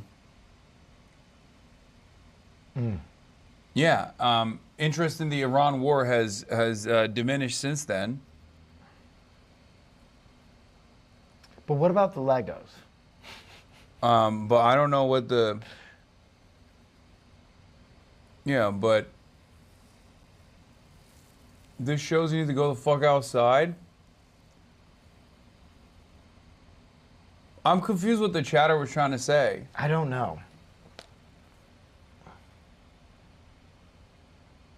They literally... Hassan, you haven't made 9 videos on Legos? Get on it. Okay, I don't know why I don't know what we're supposed to be gathering from this. Legos. Okay. All in one place, reasonably priced. Now we're rewinding. Yeah, I mean, we're being layaway. Why He said he there's doesn't believe $20,000 worth of layaway layaway here. Oh yeah, that's absolutely. If you talk to other Bricks and Minifigs locations, layaway is extremely rare. I think outside of the Brian's collection, I don't. Okay, good. I'm not crazy here. So then why was there so much layaway there? No, absolutely not. Outside of Brian's collection, I think at the time we maybe had 2 used sets on layaway outside of his collection. Okay. It was not a common thing traditionally. I don't know that we'd ever done layaway before the collection came in. With Brian, they are looking real guilty now. You They're looking real guilty now. You just want to cast doubt on... Where did the smiles go? The infallible commies. Okay, I see it. Oh, take the blame away from the Neff family dynasty. All right. A dynasty built on theft and lies. This collection, it was a little bit different because so much of this collection were new in box, all in one place, reasonably priced. Right. And a lot of the harder to find items. And so customers would come in and put, I'm gonna guess probably half of those layaway items were not gonna be sold to the person who took them on layaway. Because we had several that would put them on layaway and then change their mind. So this was something like, somebody would come in and want 10 different sets, but only be able to buy 1. Can I put the rest of those on layaway so you don't sell them? I'll pay $10 to put these sets on layaway. Traditionally with layaway, we would ask for 10% down. They'd have 30 days to make their next payment, or we'd refund the layaway amount and then put it back on the shelf. Because this collection was... Bro, who the fuck is like buying Legos on... Wait, they would okay, chat. As I understand it, you don't refund layaway amounts. That's not the point of the down payment on layaway. The down payment on layaway... Also, who's desperate enough to purchase Legos on layaway? They're like, I really need to get these No, I mean, a lot of Legos. people buy stuff on layaway. That's not unusual. What is unusual is you putting it on layaway and then getting refunded the amount. Because the idea is you are removing it from the populace to be able to be purchased. Yeah. And so you put that amount down in good faith, and if you default on it, they keep that amount, I thought. Yeah, they're fucking buying Legos on Klarna. Collection it was, and I wanted to give these people the opportunity to, to get these sets. We were a lot more generous with how long and the amount of payments that people could make towards the layaway. So a lot of these, we had several of them. I think one of the Ewok villages, we put on layaway 4 different times, and then it came off of layaway and back on layaway and then off and then sold. So a lot of these would have gone on and off of layaway and then back out on the shelf, just depending on the person who was putting it on layaway. That was completely unique to this collection. So, look, I'll be honest, I don't trust Josh Johnson, but something is weird here. So a lot of these are, see, like, look at this. Like, so, like, it says POS final sale price. but it's listed as a layaway, but it's sold for $5.99. Yeah. Because it matches with the store sale price. Okay. So were they on layaway? Were they accidentally marked layaway on the spreadsheet? What's going on there? I mean, without seeing the actual sales ticket and seeing what else, like what items were sold together, what else was sold with it, I can't actually see the sales ticket. We had several layaway items in which customers were putting multiple things on layaway, paying for most of one item, and then, or they were buying, 8 different things together, and then putting all of them on layaway and making payments on multiple items at the same time. That's bullshit. I'm sorry, there is no fucking shot a Lego store would allow one customer to put 8 Lego sets on layaway at the same time. There's no chance. What if they they're were too doing good? That. What if there's no chance? What if they're too nice and they believe the person? That's crazy. That's bullshit. There's Wow. no way. I think you're besmirching the reputation of good commies. 8 sets? Yeah, they were too That's like good. half their inventory that they're putting they were too off nice. the shelves. Kind of feels like they were too nice. I mean, that's crazy. I didn't realize. I don't buy that. I didn't realize we were punishing people for being too kind as business owners. I don't think that they. I don't think that they stole anything, but there's obviously some like accounting error or clerical error, because if someone could just walk into your store and go that, I'll give you $80. I'll be back in 10 weeks. There's no shot. There's no shot. Maybe they're communists, so they don't understand how to run a business. Wait a minute. That tracks. Have you thought about that?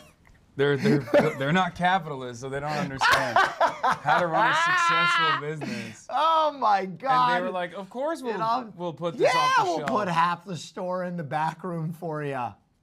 Yeah, that's what I'm going Our Ewok Village was one of those cases. At some point, he had, I think, like 8 or 9 different items on layaway. So they'd come in and make a payment for a bulk payment. I've got 800 Remember the things U-Haul. on layaway. I'm going to make $100 on my payment. One customer in particular would do that, and then when he'd gotten up high enough to pay for one set, we'd pull that set out, mark it as sold. So without seeing the actual tickets and my layaway records, I cannot answer a question. But why wouldn't they just do one set at a time? I have no idea. If they literally took the combined payment of 8 different sets and had him just purchase one set and remove the down payment from the rest, why wouldn't they just make customers? Oh, they're communists. They don't know. Yeah, or remember the U-Haul. That was suspicious when they said there was no U-Haul. Do we need to help commies with? I think we need to help commies. I don't understand what's going on anymore. I'm confused. You're low on protein. Well, yeah, but the layaway thing bricked my brain a little bit. Any clearer than that. But I even found more than that in this POS data. Oh, no. I also found about $10,000 in sales that matched Brian's collection that were not marked as sold under this inventory spreadsheet. The McNeffs are being unbesmirched right now, and the commies are falling under the gun. I just feel like there's. Do you have anything you'd like to say for your people? I think I spoke for mine. I think that they were so nice that they were giving it away for free. I see. Yeah, they were just too they're kind. so nice that they were stealing from someone else. Communism's great until you run out of someone else's money. I have it on That's good what authority. they say. Okay, here's what actually happened. Orphan child. Burning orphanage. Oh my God. The commies saved the child from the burning orphanage. Wow. He's got 3rd-degree burns. He might not make it. He says, I want that Lego Star Wars set on layaway. Oh, it was a make-a-wish. I only have It was 10 a bands. make-a-wish. I only have $10. Oh my God. Can you please give it to me? Context is so important. And these guys were like, of course we don't want to harm this other customer. Now I feel terrible. But since you're a dying orphan in a burned orphanage, right? It feels apt that we would give you this Lego set. Do you want? Yeah, baby shoes never worn. Lego set never played. Saddest. I really shouldn't give these Lego sets away, but I'm going to. Saddest short story in the English language. They call them. They call him Scorched Scott, little boy, burnt in a fire. Had to give him Lego sets. Yeah. Some of our things that were not found were explained by the POS system because they were found in the POS system as being sold. So like they weren't marked on the spreadsheet, but they were marked as sold via the POS system. And this is about $10,000 worth of Lego that basically were matched. Huh. She just said, huh. See, and I don't know. Take anything happening from, let's see, sorry, I'm trying to do She's math getting flush. here. I don't know without being able to see all of the records. There is a possibility that the consignments were ended when I wasn't at work and I just didn't go through and pull them up. They didn't get put in the consignment ticket. I hadn't gone through those consignments in a couple of months. I hadn't gone through the inventory. Well, that's theft. Not by her hand, though. No, it is. She's saying that she sold it and then didn't assign the consignment amount to the person who did consignment. That is... No, she's saying she wasn't the one who was making the final, she wasn't at the store. She's saying someone else might have. Is that what she said? I think so. I thought she said she just didn't log the consignment element of it. Like she sold she's saying the set. she's saying a possibility is that an employee sold it and she didn't. Yeah, that's theft. Yeah. Ignorance of the law is not defense of it. I'm just saying she didn't know. So maybe what? Maybe the employee was another Neff brother. No, dude, not the Neffs again. Okay. Back room in a couple of months. So it is entirely possible there were sales that were finished that I never clocked as being finished. I don't know that without going through and actually seeing it. But you're saying it's possible stuff was sold, not updated on this inventory list. It's entirely possible that stuff did not get updated on my spreadsheet. I'm not going to sit here and claim it's not possible. It's possible I missed things. So where does this leave us? I know some people are jumping to conclusions here, but I must remind you that on the night of November 14th, 2024, Crystal Gorman was concerned about Brian No, getting... she's saying she didn't catch up on her accounting. So they did Oh, pay before off. she was forced out. Yeah, so she's saying like they obviously did the payouts if they did finalize the sales, but it's not reflected on the spreadsheet. Okay. I'm sorry, there's so much You were just so back quick. and forth. Yeah, you should be sorry. You were so quick to blame the commies. Listen, I just, the You kinda- U-Haul, kinda pulled do the you remember trigger. the U-Haul? Kind of pulled the trigger fast on that. Guys, remember the U-Haul? Kind of pulled the trigger like you are one of the I'm just doing a little Neff. back and forth. I'm just doing a little back and forth. Yeah, kind of unnecessarily For the sake of the hostile. content. It's just interesting. paid or not getting paid. Looking like a Pinkerton over here. Not been paid his percentage yet. Oh. And if I don't have the tickets, I won't know how much I need to pay him. Oh. Okay. So Crystal, ultimately, that's a business thing and not necessarily yours. Brandon will take, it's taking on the business, he takes on all that consignment. So obviously, one could see that and say she was intending to reconcile with Brian, maybe she hadn't gotten around to it, and of course, corporate will probably take a more cynical view of what she's doing by printing these receipts. But the point is, regardless of whose side you're on, I think we can all agree, there's a lot of weird stuff here on all sides, abnormal stuff. Sure. I will be honest, I think this is like regular small business in a small town shit. Yes. Yes.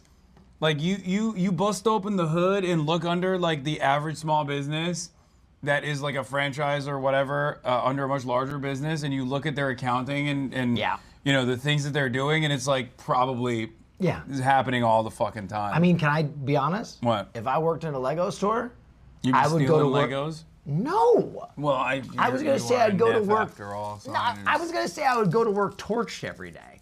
What do you mean? I'd be absolutely stoned out of my gourd building Legos at the desk. In a fucking man. small town too. You're just like there's nothing else going My on. spreadsheets would look really bad. maybe you can chalk some of this up to bad record keeping between the U-Haul, the layaways, the $20,000 in Lego sets that corporate called $2,000 to $5,000 that was there that night, the off-book deals. But even if we can't like fully know 100%, what these weird things were about, I think they tell a story of what actually happened to Brian's collection. In a way, multiple people, I think... So they all fucked them, piece by piece. Like, some of it was stolen and placed in a U-Haul van. Some of it was just like sold and never paid off. It's like the end of Knives Out. It turns out everyone is guilty. Everyone is involved, including the commies. Wow.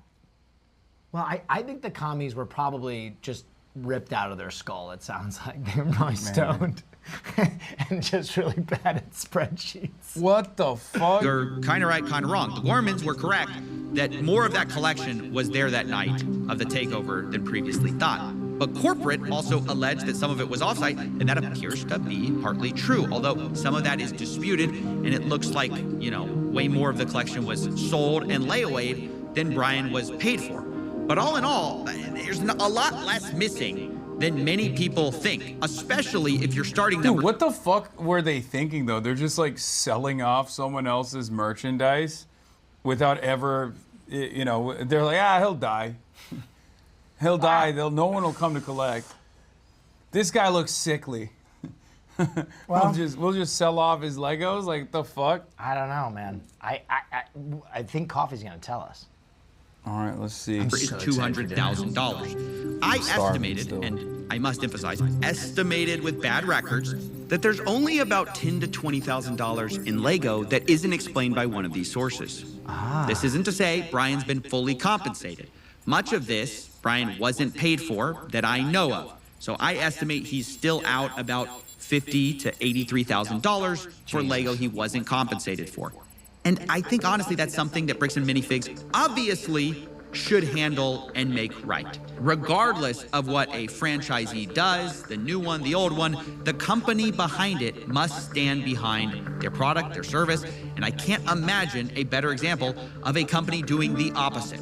Unfortunately, Bricks and Minifigs has chosen to deflect and dodge responsibility at most opportunities and created a really awful customer experience that has snowballed into this crazy series of events. But instead of taking accountability for that, they've taken an aggressive legal strategy, which I told them personally was a horrible idea. By the way, do you know who has the opportunity to have some of the most inexpensive marketing in history on this? What, Lego Corporation? Exactly. If I was Mad Men, marketing genius, I would tell them to go make a one-of-one, like, serialized set and give it to them and be like, we're gonna auction this off or something, or give them product, because then Lego comes out smelling like a daisy, where they're like, we protect our collectors, we love our community, here's a gift directly from Lego. Yeah, I mean, I wonder what the relationship is between Lego and Bricks and Minifigs in general. And then they should bring back Bionicle.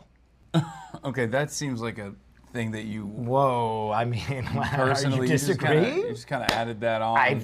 It's a double win. Yeah. As of writing this, Brian Mansell is being sued for $1.3 million as part of a legal campaign against him and Reckless Ben and any of the associates. Remember, Brian is the same guy who lost all these Legos at Bricks and Minifigs store. And I told the CEO and COO that's ridiculous and they should drop this. Look, mistakes have been made by plenty of people here, but there's a lot more people who have inflicted self-owns, the likes of which we've rarely seen, by just choosing the worst possible path at every fork in the road. No pun intended.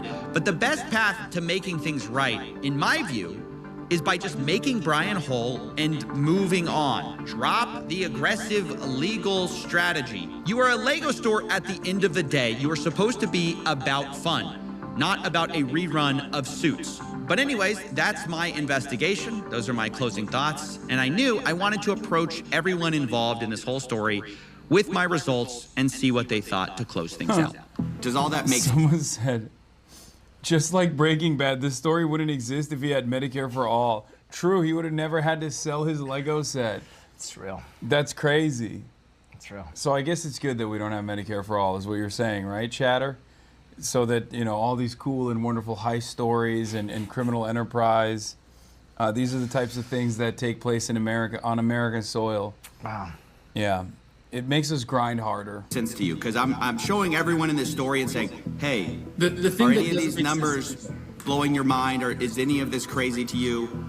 No, it's not crazy. But what's crazy, again, like all the photo evidence that both sides have points to there being, sure, $20,000 worth of Lego in this of Star Wars Lego in the store that night, right?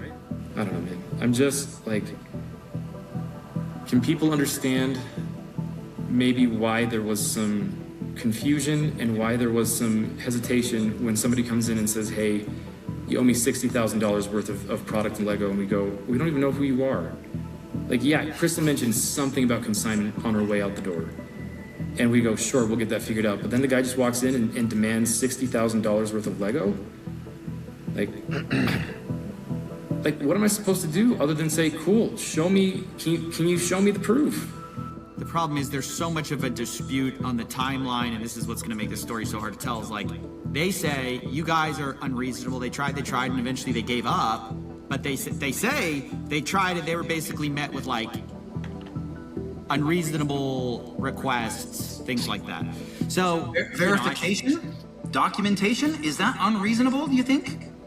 Didn't they show proof? I thought well, I think they would say they provided the documentation, and you guys say you need more documentation. So, I mean, that's kind of the...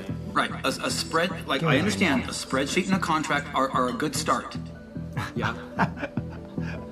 Yeah, but we never got that. That was never sent to us at corporate, by the way. Y'all do have the spreadsheet, though, yeah? Y'all have the spreadsheet. That was shared online, but months after we asked for it. It says it's. I'm so confused. It says I'm on the file right now. It says storage used, owned by BAM Franchising Inc. Owner Salem.or bricksandminifigs.com. What are you looking at? It says owner Salem.or at bricksandminifigs.com. That's you guys. It says owned by BAM Franchising Inc. It says created September 6th, 2024. Oh. When I look at it, this is the Mansell list, I believe. Oh. So this would have been created under we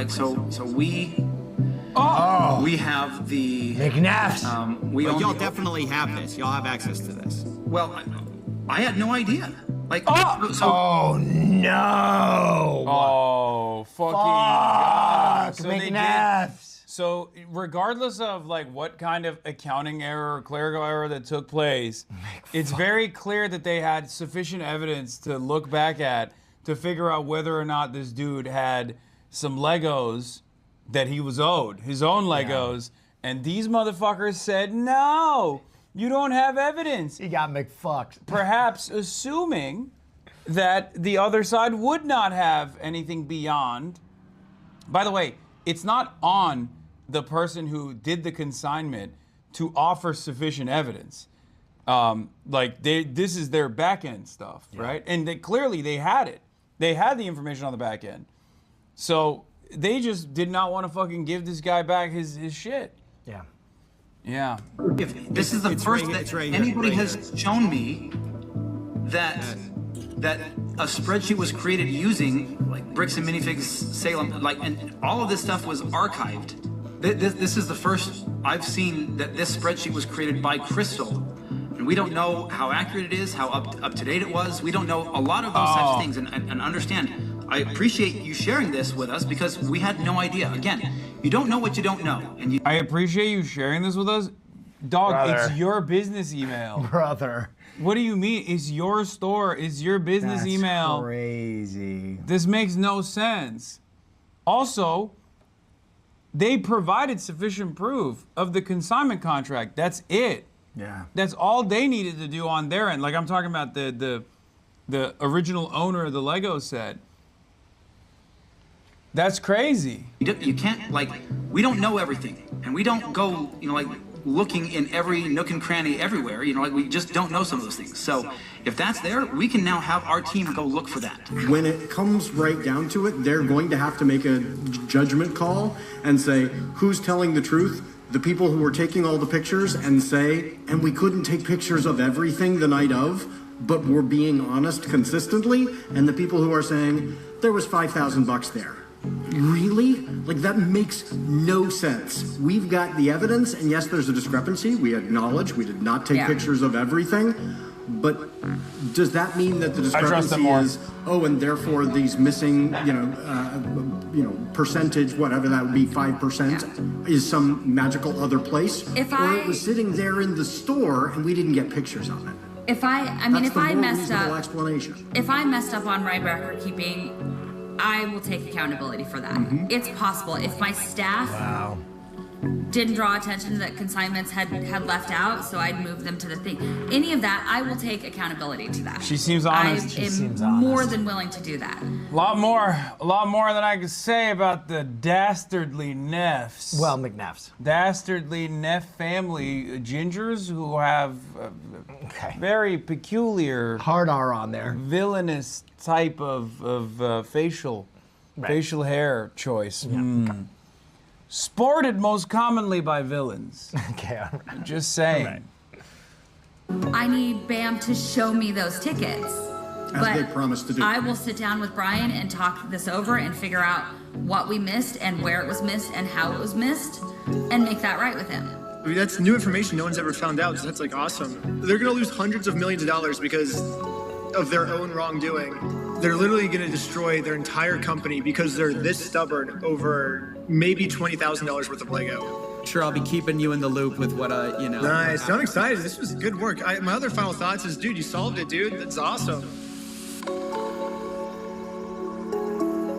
Yeah, Brandon Best and Josh Johnson got fired. Bricks and Minifigs is suing Brian Mansell and Reckless Ben for over $1.3 million in damages. Damn.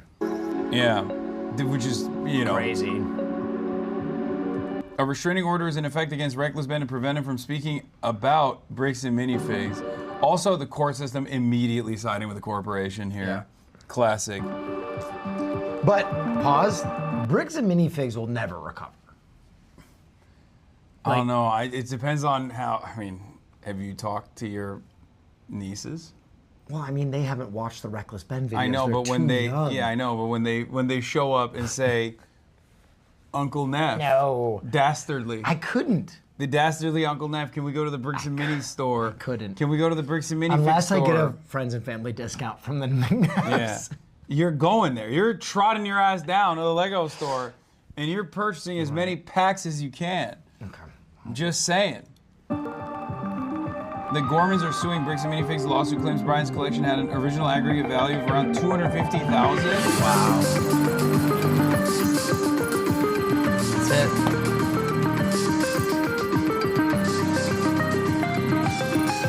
Whoa, what the fuck is that? Really? Yeah, you didn't notice? Yeah, bro, that's how it is. Yeah. Oh, it's so cozy. I know. It was crazy. What the fuck is happening out there? All right, what are we doing? Where's March? I think we're all about to meet up. Oh my God. The lighting is crazy. Can we show them an Alvin video real quick? Just a little taste? Okay, what are we doing? What are we doing later? Well, pull up an Alvin video and I'll show them. Is it just Alvin? And then Zoo. And the Chipmunks. No. See? It'll come up. There you go. Yeah. Which one, Alvin Zoo Films or Alvin Zoo? Either one. Actually, go to Alvin Zoo Films. Because that's his restaurant one. So yeah, go to here. Now go down. And just play any of these. Okay, the Michelin Star restaurant, legendary Michelin Star Steakhouse. Hold that up. We just watched a few seconds of it. Ladies and gentlemen, my storyline is different than my most. favorite food YouTuber in the world and a good friend, Alvin, is meeting us tonight. He's taking us to one of his favorite restaurants in the city.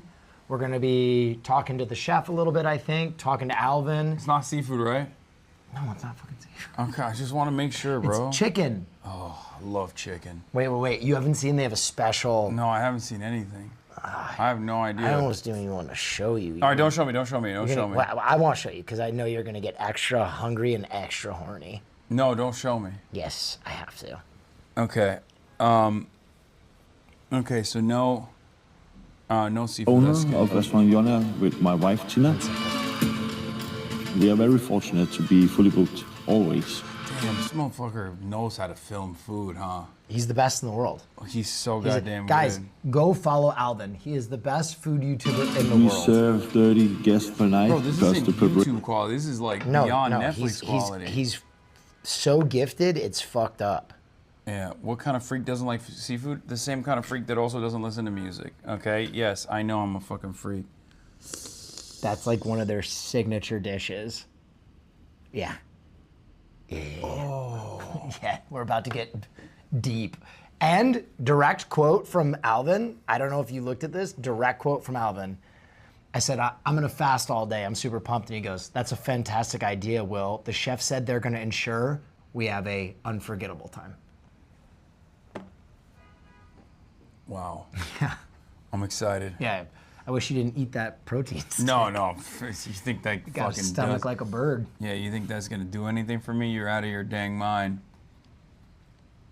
If you want to talk about Cozy, go watch the 48-hour pie video or whatever it is. Oh yeah, unreal. If you watch his old focus was he would try and make a recipe as long as he possibly could to like kind of get the most out of it. It was awesome. Damn, with Will, Neff, and Caroline, we've officially reached 100 guests on the broadcast in Wow. 2026. Heck yeah. That's crazy. Will show us the chicken photo? No. No. No, we ain't leaking shit. Yeah. You'll You're see. gonna have to come over to our stream. What's the restaurant? I missed it. No. Sneaky. So sneaky. So sneaky. Trump's DOJ is giving the green light for Paramount Skydance to take over Warner Bros. Discovery and mega merger that will reshape Hollywood. Oh, great. Dude, I want to check out this storm. Great. All right, I'm gonna call Marsh and see where he is. Okay. Because no one is checking in and it's making me nervous. Okay. I'll get back to, doing my thing for now. Well, we gotta go. I know. We're waiting for March. While we're waiting for March, I'm gonna fucking see if there's any updates on the situation monitoring that needs to happen. Fucking phone off? What the fuck? Typical March. Bro, I told Marsh I would peel his fucking skin off if he missed this dinner. Okay, well, you're about to get hot mic'd, so I'm gonna shut off the mics. I can't even believe it. Okay, we're all right. You go hunt them down. Okay, cum gutters. Here. Damn.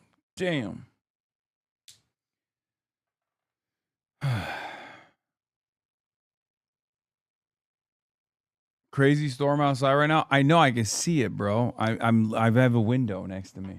I'm looking outside, and I'm familiar with what's taking place. Okay. I know. All right.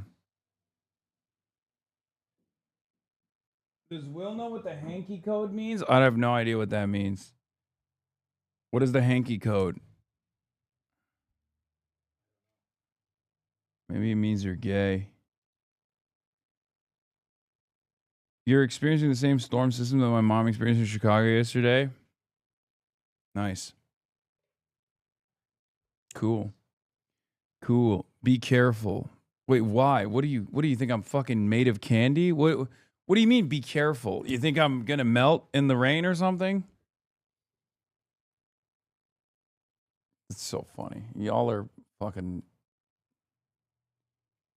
Y'all consistently forget that I'm, not a baby, but a 34-year-old man.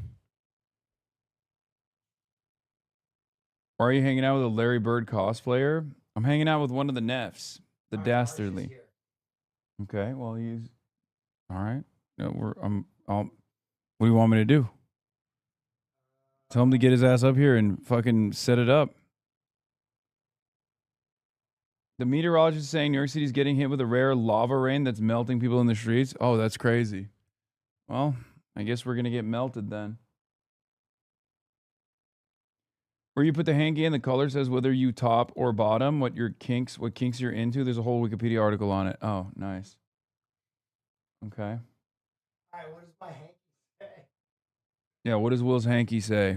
Top or bottom? And what he's into. Sexual style.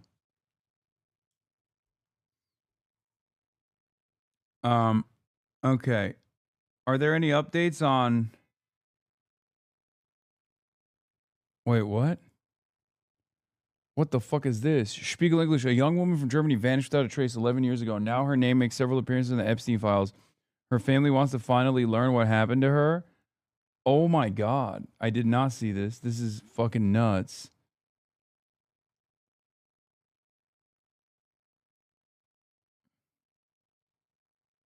In the hanky code, orange handkerchief typically signals a sexual interest in splashing or water sports, with placement indicating role left for top dominant, right for bottom and submissive. Which side do you like to get pissed on? Well, it is on the left. It I is. am the top, so you would be the one getting pissed on in this situation. It's good to know. I feel like that's a, effective method of telling people what you're into.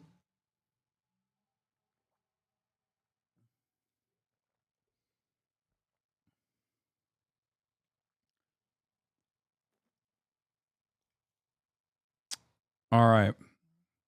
Are there any updates on the Iran situation, chatters?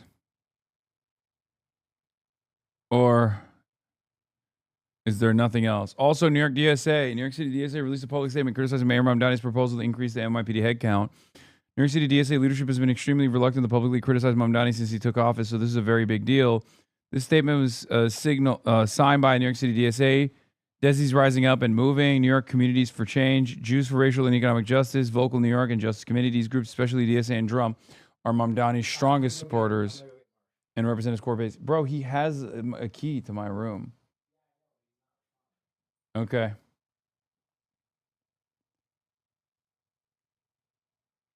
Interesting. Miller and Gabbard picked today to do a news dump, almost as if they wanted to distract from the Iran deal.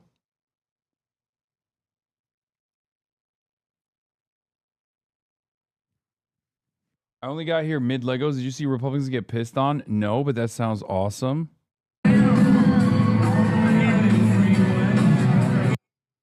A large elephant promoting Governor Greg Abbott urinates heavily on the Texas GOP convention.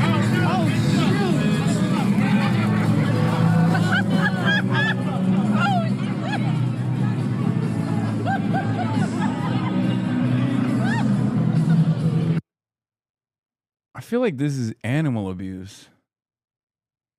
I mean, they deserve far worse than just being pissed on.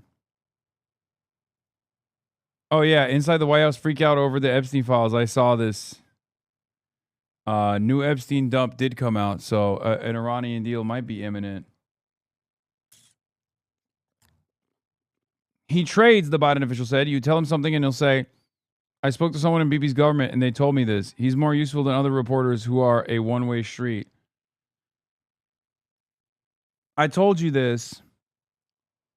I told you this about Barack. Saudi royals enter Iran, USA. Chat. Qatar's Ministry of Foreign Affairs, Prime Minister and Minister of Foreign Affairs Sheikh Mohammed bin Abdulrahman bin Jassim Al Thani held Friday a telephone call with Minister of Foreign Affairs of the Kingdom of Saudi Arabia, Prince Faisal bin Farhan bin Abdullah Al Saud. During the call, they reviewed bilateral relations and ways to support and strengthen them, and discussed mediation efforts between the United States of America and the Islamic Republic of Iran. In this context, both sides expressed their great satisfaction with the progress achieved in the negotiations and the announcement by the Pakistani mediation team of reaching the final text of peace agreement. They also expressed their hope that the American and Iranian sides would sign the agreement soon. Furthermore, the two sides affirmed their full support for the ongoing good offices to address all outstanding issues through dialogue and peaceful means to consolidate regional and international security and stability and enhance the prospects for sustainable peace in the region. It's raining a bit now. Yeah, I think the UAE is going to have to bust it wide open, okay? Considering that they backed the wrong horse here with no guarantees of that horse ever actually fucking defending them. As a matter of fact, with all evidence pointing to the contrary, it's kind of unbelievable that the United Arab Emirates would have made such an egregious error thinking that as long as they back Israel and America in this conflict, that Israel and America would defend them in any way, shape, or form, when they literally showed the exact opposite. They showed a reluctance to defend the United Arab Emirates and everybody else. And not only that, but they also left the United Arab Emirates wide open. This is part of the reason why I think that they have to, open up their coffers to Iran in some kind of bilateral commitment.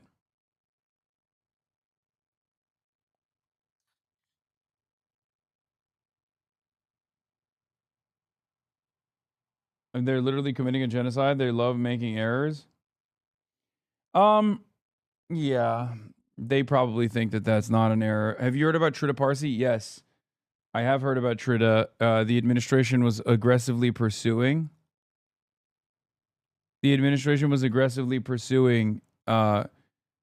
Like some people want Trita Parsi out, and they want to denaturalize and deport him. And apparently, from what I understand, word on the street is it's actually right-wingers that have been defending him as well as some liberals, obviously. And they find his analysis to be reliable, worthwhile. Obviously, under different circumstances, right-wingers would not give a shit about, someone of Iranian descent being denaturalized or deported. Yeah, I mean, or not denaturalized, but like his green card being revoked.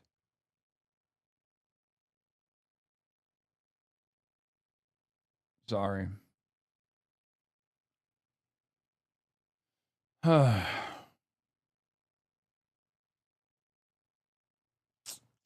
glad he was. At first, I was skeptical about the ethics or efficacy of going on Steve Bannon's show, but turns out pays out dividends. So this is Iran's most impact up statement I've seen.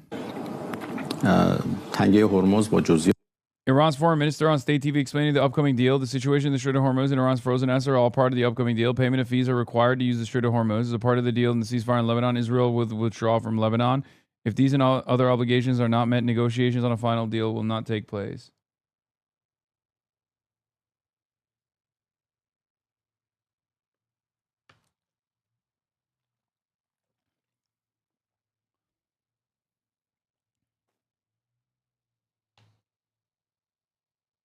Is this a promising development? There have been some interesting, promising developments. Most consequential of all is the fact that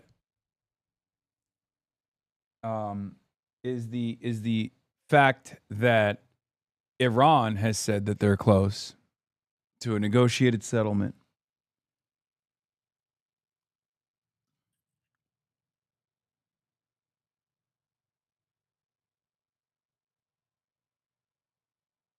So that's it.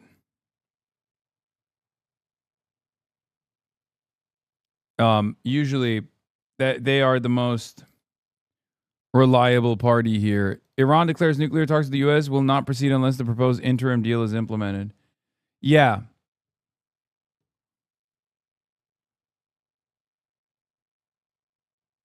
So the deal is the same. The deal is the same as it was basically since week 2. And in an effort to prove their genuine interest in advancing such a deal, Iran wants to see some money, which is perfectly reasonable, especially considering that the United States of America and Israel have engaged in perfidy twice when Iran was in the negotiations process. It's obvious that this was always going to the conditions that they set forth since the blockage of the Strait of Hormuz was always going to be the final conditions of this deal. Because as long as Iran exists, and America certainly tried to make it cease to exist and failed to do so, but as long as Iran exists, as long as the Islamic Republic exists, as long as the IRGC exists, as long as they have striking capabilities and being able to apply threat and pressure in the Strait of Hormuz, then it's over. There's nothing the United States of America can do other than either go up the escalation ladder once again and fail once again, or concede to the Iranian demands.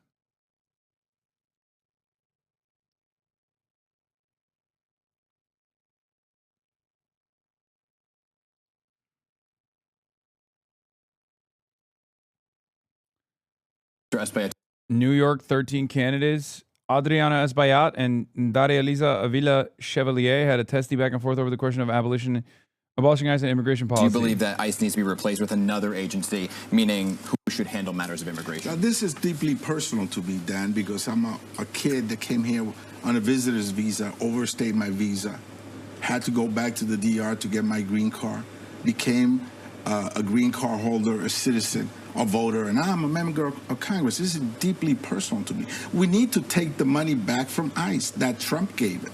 We need to take the money that the Republicans gave to ICE. We need to take it. We need to take it back. We need to take it back, and we need to. He's like, I gave the money. I want it back now. Dude, it's so funny. Anytime there's like an actual progressive challenger, these guys all become fucking communists, dude. God, the Democratic Party, I have so much disdain and so much anger in my heart for establishment Democrats. As soon as there's a left flank challenger, all these guys start talking about, fuck it, abolish ICE, punish ICE, criminalize being an ICE agent. It's like, bro, where was this energy when you were, voting to give them $7 billion of funding? I hate this shit so much. Yeah. Okay. The fuck is that? Espresso martini. Nice. No, I'm good. Definitely good. To take a deep dive. Yeah, Diane DeGette is doing this in Denver as well. I know. As soon as these guys get outflanked by a viable left flank opponent, an ideological opponent that could win, they turn around and they start talking a big game about how radical they truly are. It's just that in moments that mattered, they weren't there.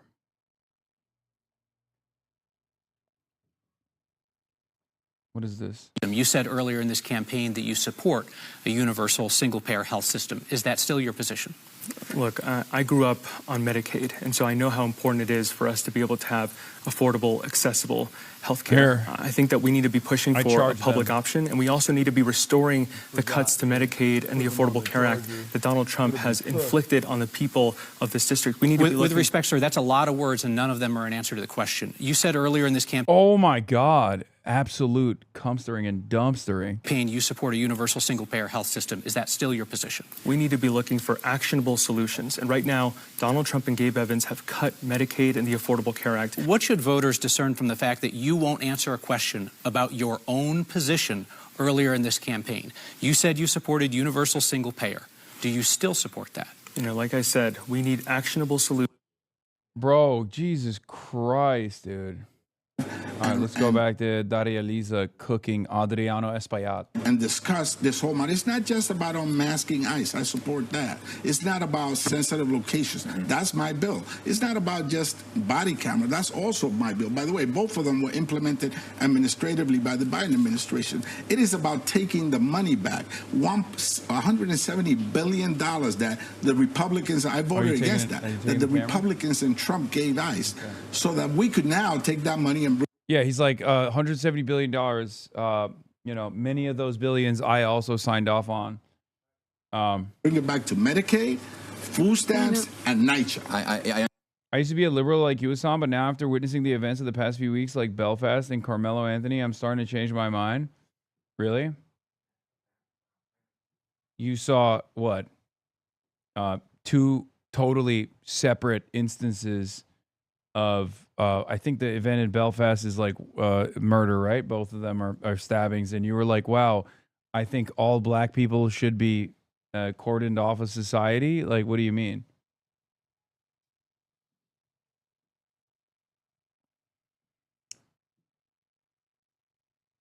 Also, I'm not a liberal anyway. But that's wild. You're like, yeah, I saw two separate black people in entirely different parts of the world get charged with murder, and I decided that what, you want to punish all black people? What are you, fucking stupid? Just more reason not to like them. Just saying, doesn't feel like you're a liberal at all, actually, because you know this tracks with being a fucking dipshit. Yeah, dude, I saw, you know, a white guy engage in pedophilia. Now I think we should just fucking cordon them off of society and arrest all of them, prosecute all of them. That's an insane statement, right? You understand why that would be fucking stupid. I never said that. Okay. Thank you for being the open-minded racist. I understand. I heard what you said. We're going to get to that in an issue. What the fuck do the actions of random people engaging in heinous crimes in two separate parts of the fucking world have to say about the entire race that you are now using as an example to admonish an entire race with? The connective tissue between these incidents is that both of the perpetrators were black. And the connective tissue for you is that enough is reason alone. Those two incidents is reason alone for you to what? Fucking hate them, as you said? You think this is a good argument? Yeah.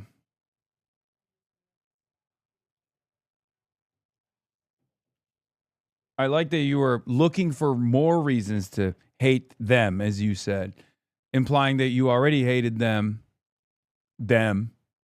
You're actively looking for confirmation bias to justify your racist perspective. What? Yeah. Hold on. Boom. What?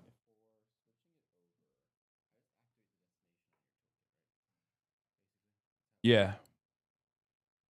Yeah. I'm gonna dual stream for a second so that we can make the transition happen. I hope that he's still logged on to my.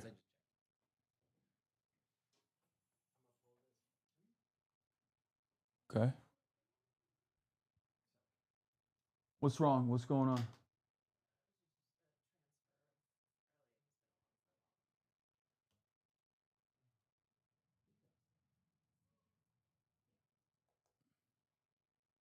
We're not using the. Yeah, we shouldn't use live. There's too many people. Too many actors. Did you spill fucking a drink on my bed? What? No, that was Will. What? That's crazy. I'm being fucking framed. Dude, all day, dude. The fucking dastardly Neffs. The Neffs? Yeah. Oh. Yeah, Mick Neff. Yeah, I don't know.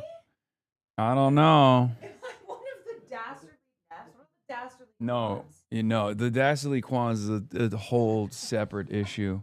The Kwan dynasty. Yeah. I can't believe March just fucking did that, by the way. He didn't even skip a beat. He just straight up insta slander. That's crazy. Dangerous alcohol. He really is. He really fucking is, dude. Anything to keep up the habit. You see that? Anything to keep up the habit. March comes in here with a fucking espresso martini in hand, dumps it on my bed. I see that there's like a stain on my bed. I'm like, what the fuck is that? Did you dump alcohol on my bed? instantly, frame one, he goes, oh, no, that was Neff. That was Will Neff. In a question later But on. I have another direct comment Sure. to that. He says that he is pro-abolishing ICE, but has not signed on to the bill that is pushing for that, the Melt ICE Act. And so to me, it actually hurts me to hear that he is someone who has felt the impact of immigration enforcement and yet refused to show up for my friend Mahmoud Khalil when he was being detained and kidnapped by ICE agents, and said that he trusted Trump's DOJ.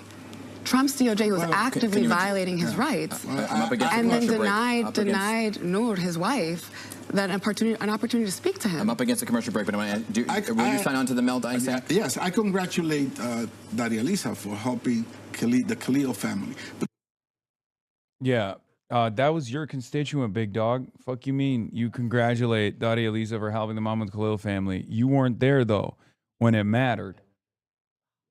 On Israel? Oh, I hope she cooked his ass on this. This is the On the strongest Palestinian one. people since the October 7th attacks. You're a yes. Yes. Do you believe that it was genocide? it's a horrific situation in Gaza.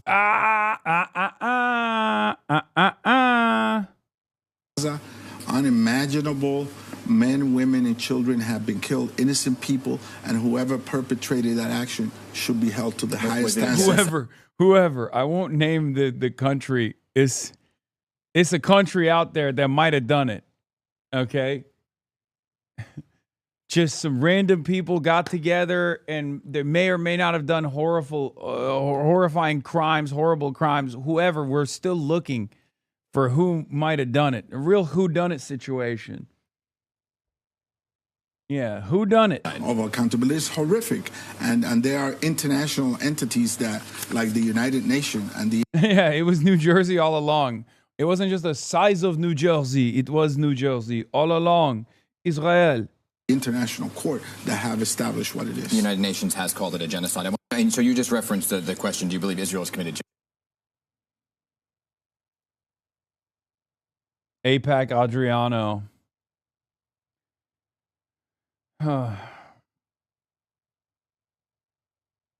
Anyway, New Jersey Chai. The fact of the matter is, Dan, that the voters that elected me haven't trusted me. They haven't trusted me. Yeah, whenever they start the conversation with the situation in Gaza is tragic, just know that it's an APAC script, okay? Well, I can go live, but it'll just be this stream, like right here, and I don't want to flip it yet because I don't want to flip it to the camera yet because we don't want to like dox our location. Oh yeah. That's not gonna. Okay, I mean, I'm saying when we go downstairs and shit, you know what I mean, and get in a car. I mean, we can.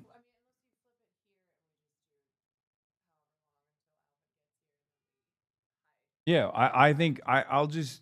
What I was thinking is I just keep going until we wait for Alvin, and then. Okay. I don't have to. I can start your live stream right now.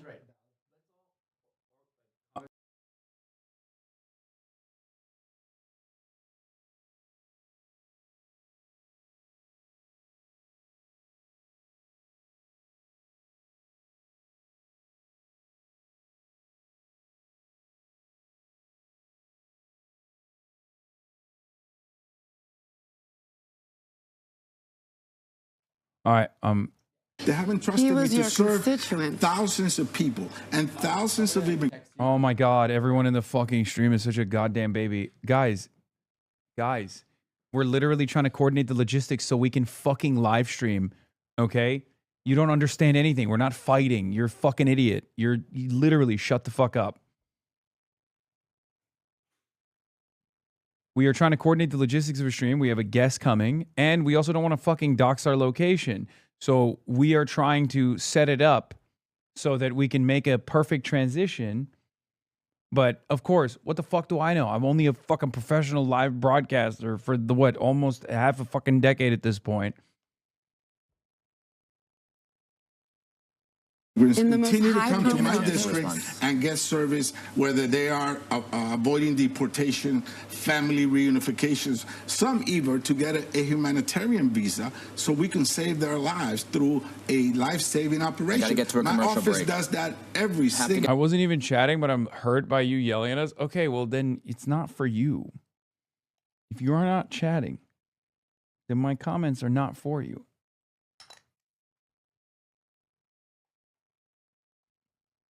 Get to a commercial break, but on the Melt Act, are you signing on This is a violent fight for people who don't leave their house. to it? Yeah. Yes, I've been the leading advocate and the leading voice against ICE. So yes on that act. Yes, Okay. of course. Thank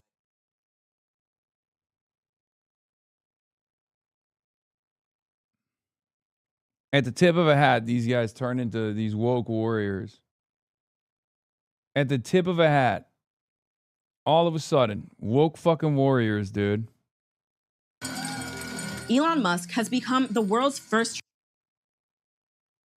I do want to watch the. I can't believe this motherfucker's a trillionaire now. I want to watch the Moist Critical thing, but I obviously can't.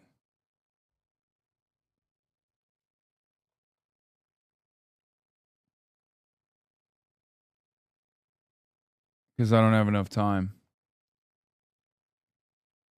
Is the full back into Israel our forum debate New York's segment for you? 13th congressional district. Oh, let's Candidates are going go. to talk about U.S. relations with Israel right now, which have really become a driving force for many as they head to the polls, and it's really becoming a dividing topic within the Democratic Party. So, Mr. Espaillat, do you support the United States continuing to send weapons and military funding to Israel? I believe very strongly that what's happened in Gaza is really horrific. Oh my God. And that Oh. those that have perpetrated the death of children and women and seniors must be held accountable.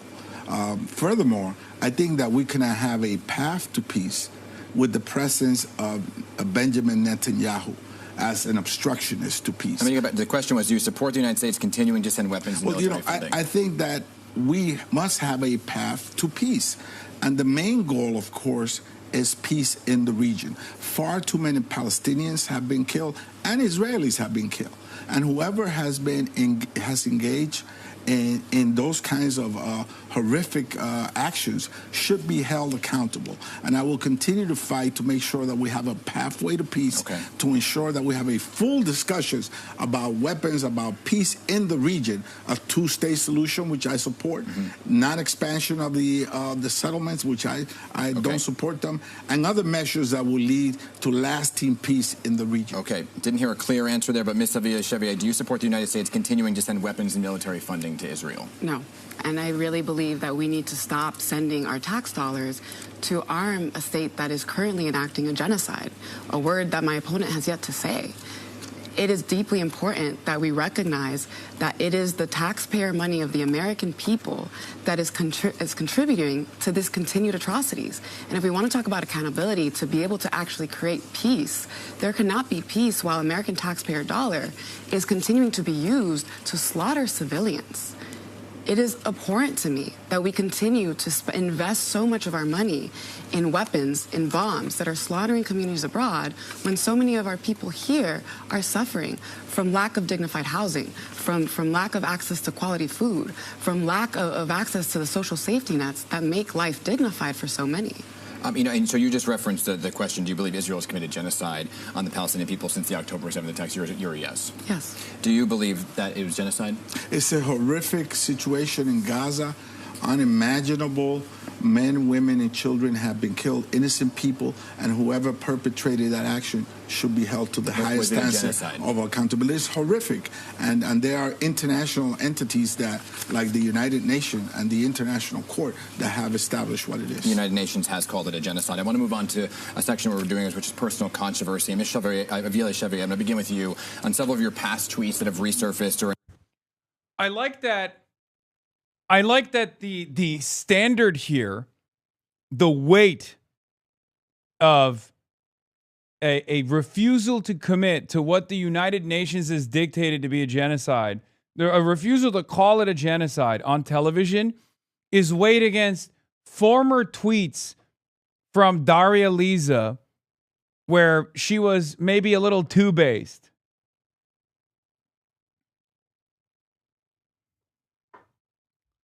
Like, AIPAC stooge refuses to call what Israel is doing a genocide, refuses to commit to stopping funds from being transferred to Israel. Okay?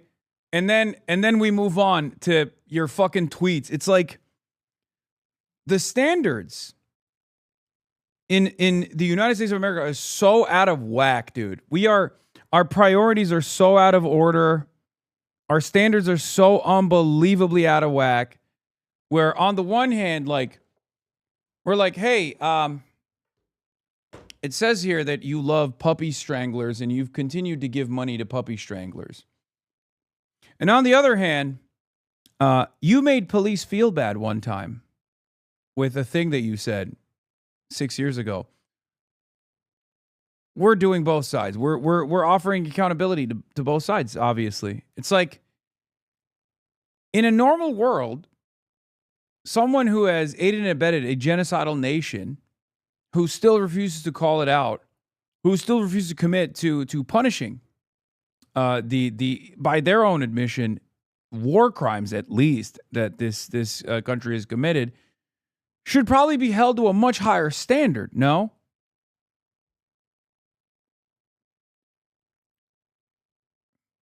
It's just so. I'm glad that they're fair and balanced, the media, and I'm glad that the public is fair and balanced in their assessment here, in the weight that they deploy to both of these crimes. One is just a war crime, one is aiding and abetting in a genocide, the crime of all crimes. The other is, and I refuse to acknowledge it, the other is tweets, mean tweets. Trillionaire. Catapulted by the historic market debut of his rocket company, SpaceX, the tech mogul has officially amassed 13-figure wealth. SpaceX debuted on public markets Friday at $150 a share, locking in an unprecedented $1.97 trillion market valuation. Ahead of the first trade-in, Forbes put Musk's net worth at $982 billion. Much of his fortune comes from his electric car company, Tesla. He also co-founded the company that later became PayPal. $1 trillion is 1,000 times greater than $1 billion, and 1,000,000 times greater than $1 million. A 1 and 12 zeros, 4 commas. Still, the number 1 trillion is hard to comprehend. So let's put it in perspective. If you made $100,000 a year and saved every penny, it would take you 10 million years to...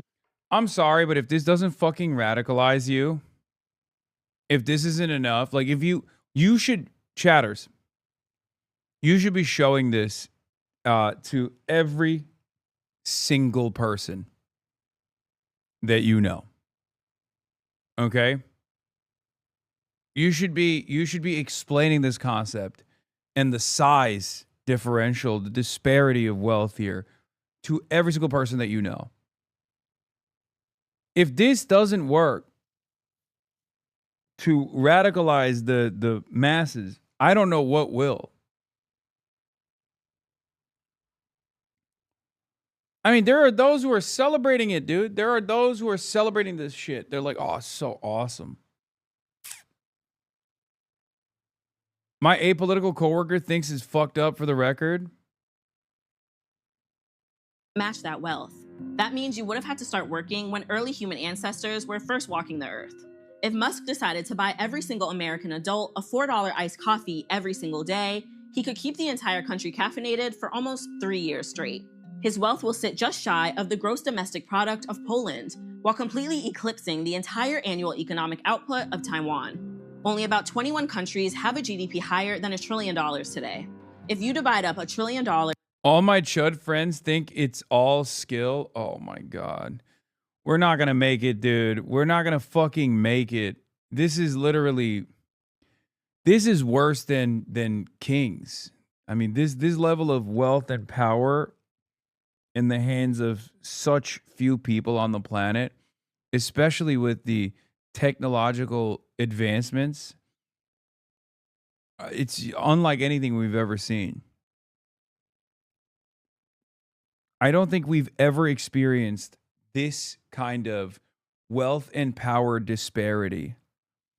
Why are you so lame, Hassan? says the goth vagabond. True. It's actually very cool to defend the concept of someone having $1 trillion. It's actually very lame to say this system is fundamentally broken and needs to change.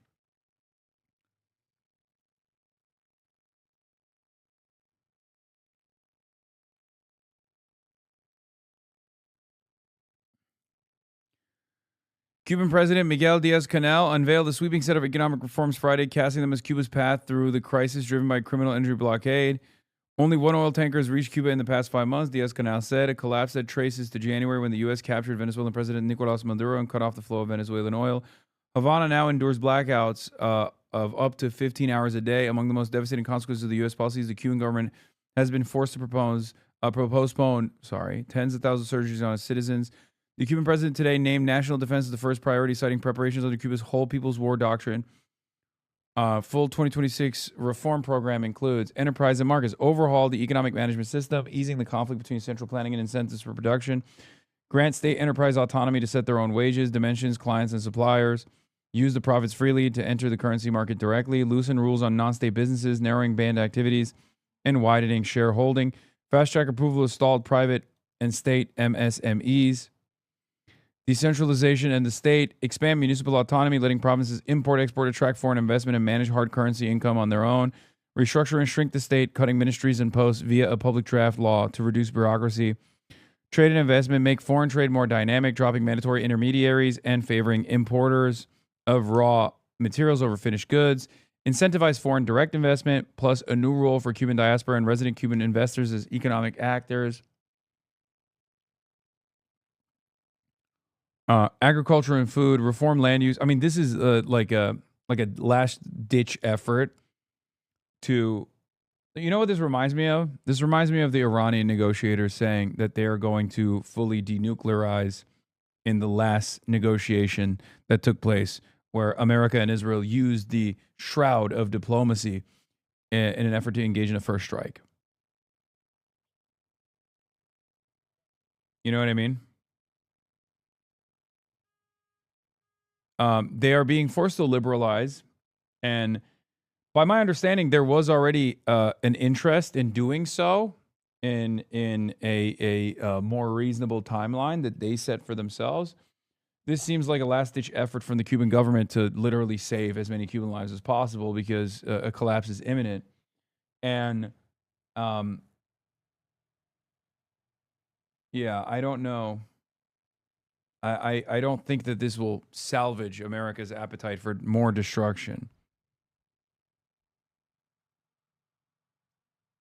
But even in the kindest way to look at the situation, this is economic terrorism imposed by the most powerful country on the planet to basically forcibly disrupt Cuban sovereignty and the what remains of the Cuban productive forces, forcibly turning them into a market economy.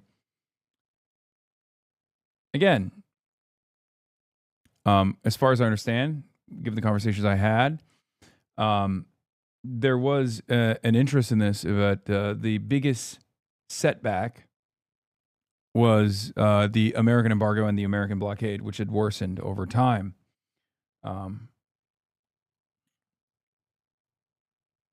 Yeah.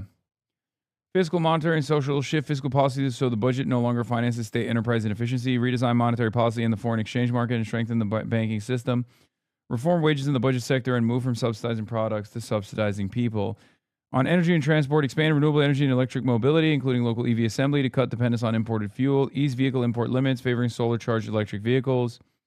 For tourism, commerce, and labor, revive tourism through new operators beyond the big foreign chains that have pulled out, modernize domestic commerce with electronic invoicing and digital platforms, protect young, skilled workers with better pay and incentives to curb emigration.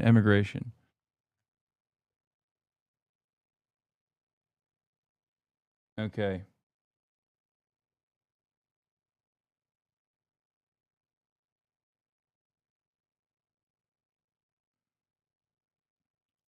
All right. we are now going to be heading down. I'm going to be heading down and going to dinner. I'm very excited because I'm starving.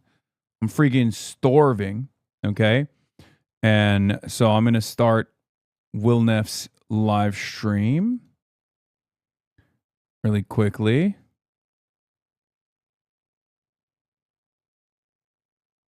Let's see if it worked. All right. Let's see if it worked. Because I'm going to raid him.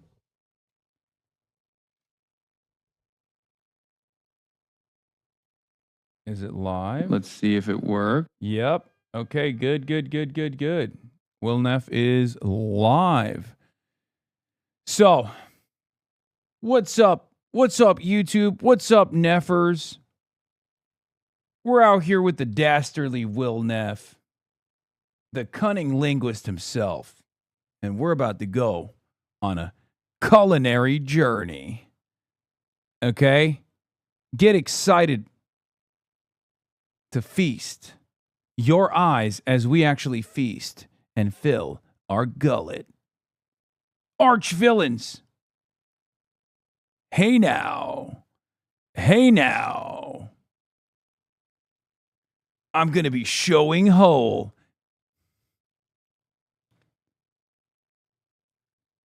Anyway, I'm gonna end my broadcast and I'm going to swap it over to Will Neff's broadcast in a second after I raid him. Okay, and we're going to continue the fun over there. Yes. Okay, starting the raid. Did it work? Am I raiding it? Fuck.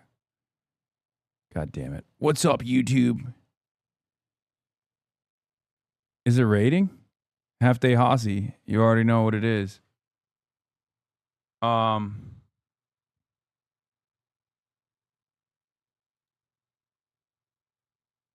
Did the raid go through? Why is it not showing up on my fucking stream preview? This is so goddamn annoying. Hold on. Oh, raid now. Okay. See you on the other side. Okay, hit the raid.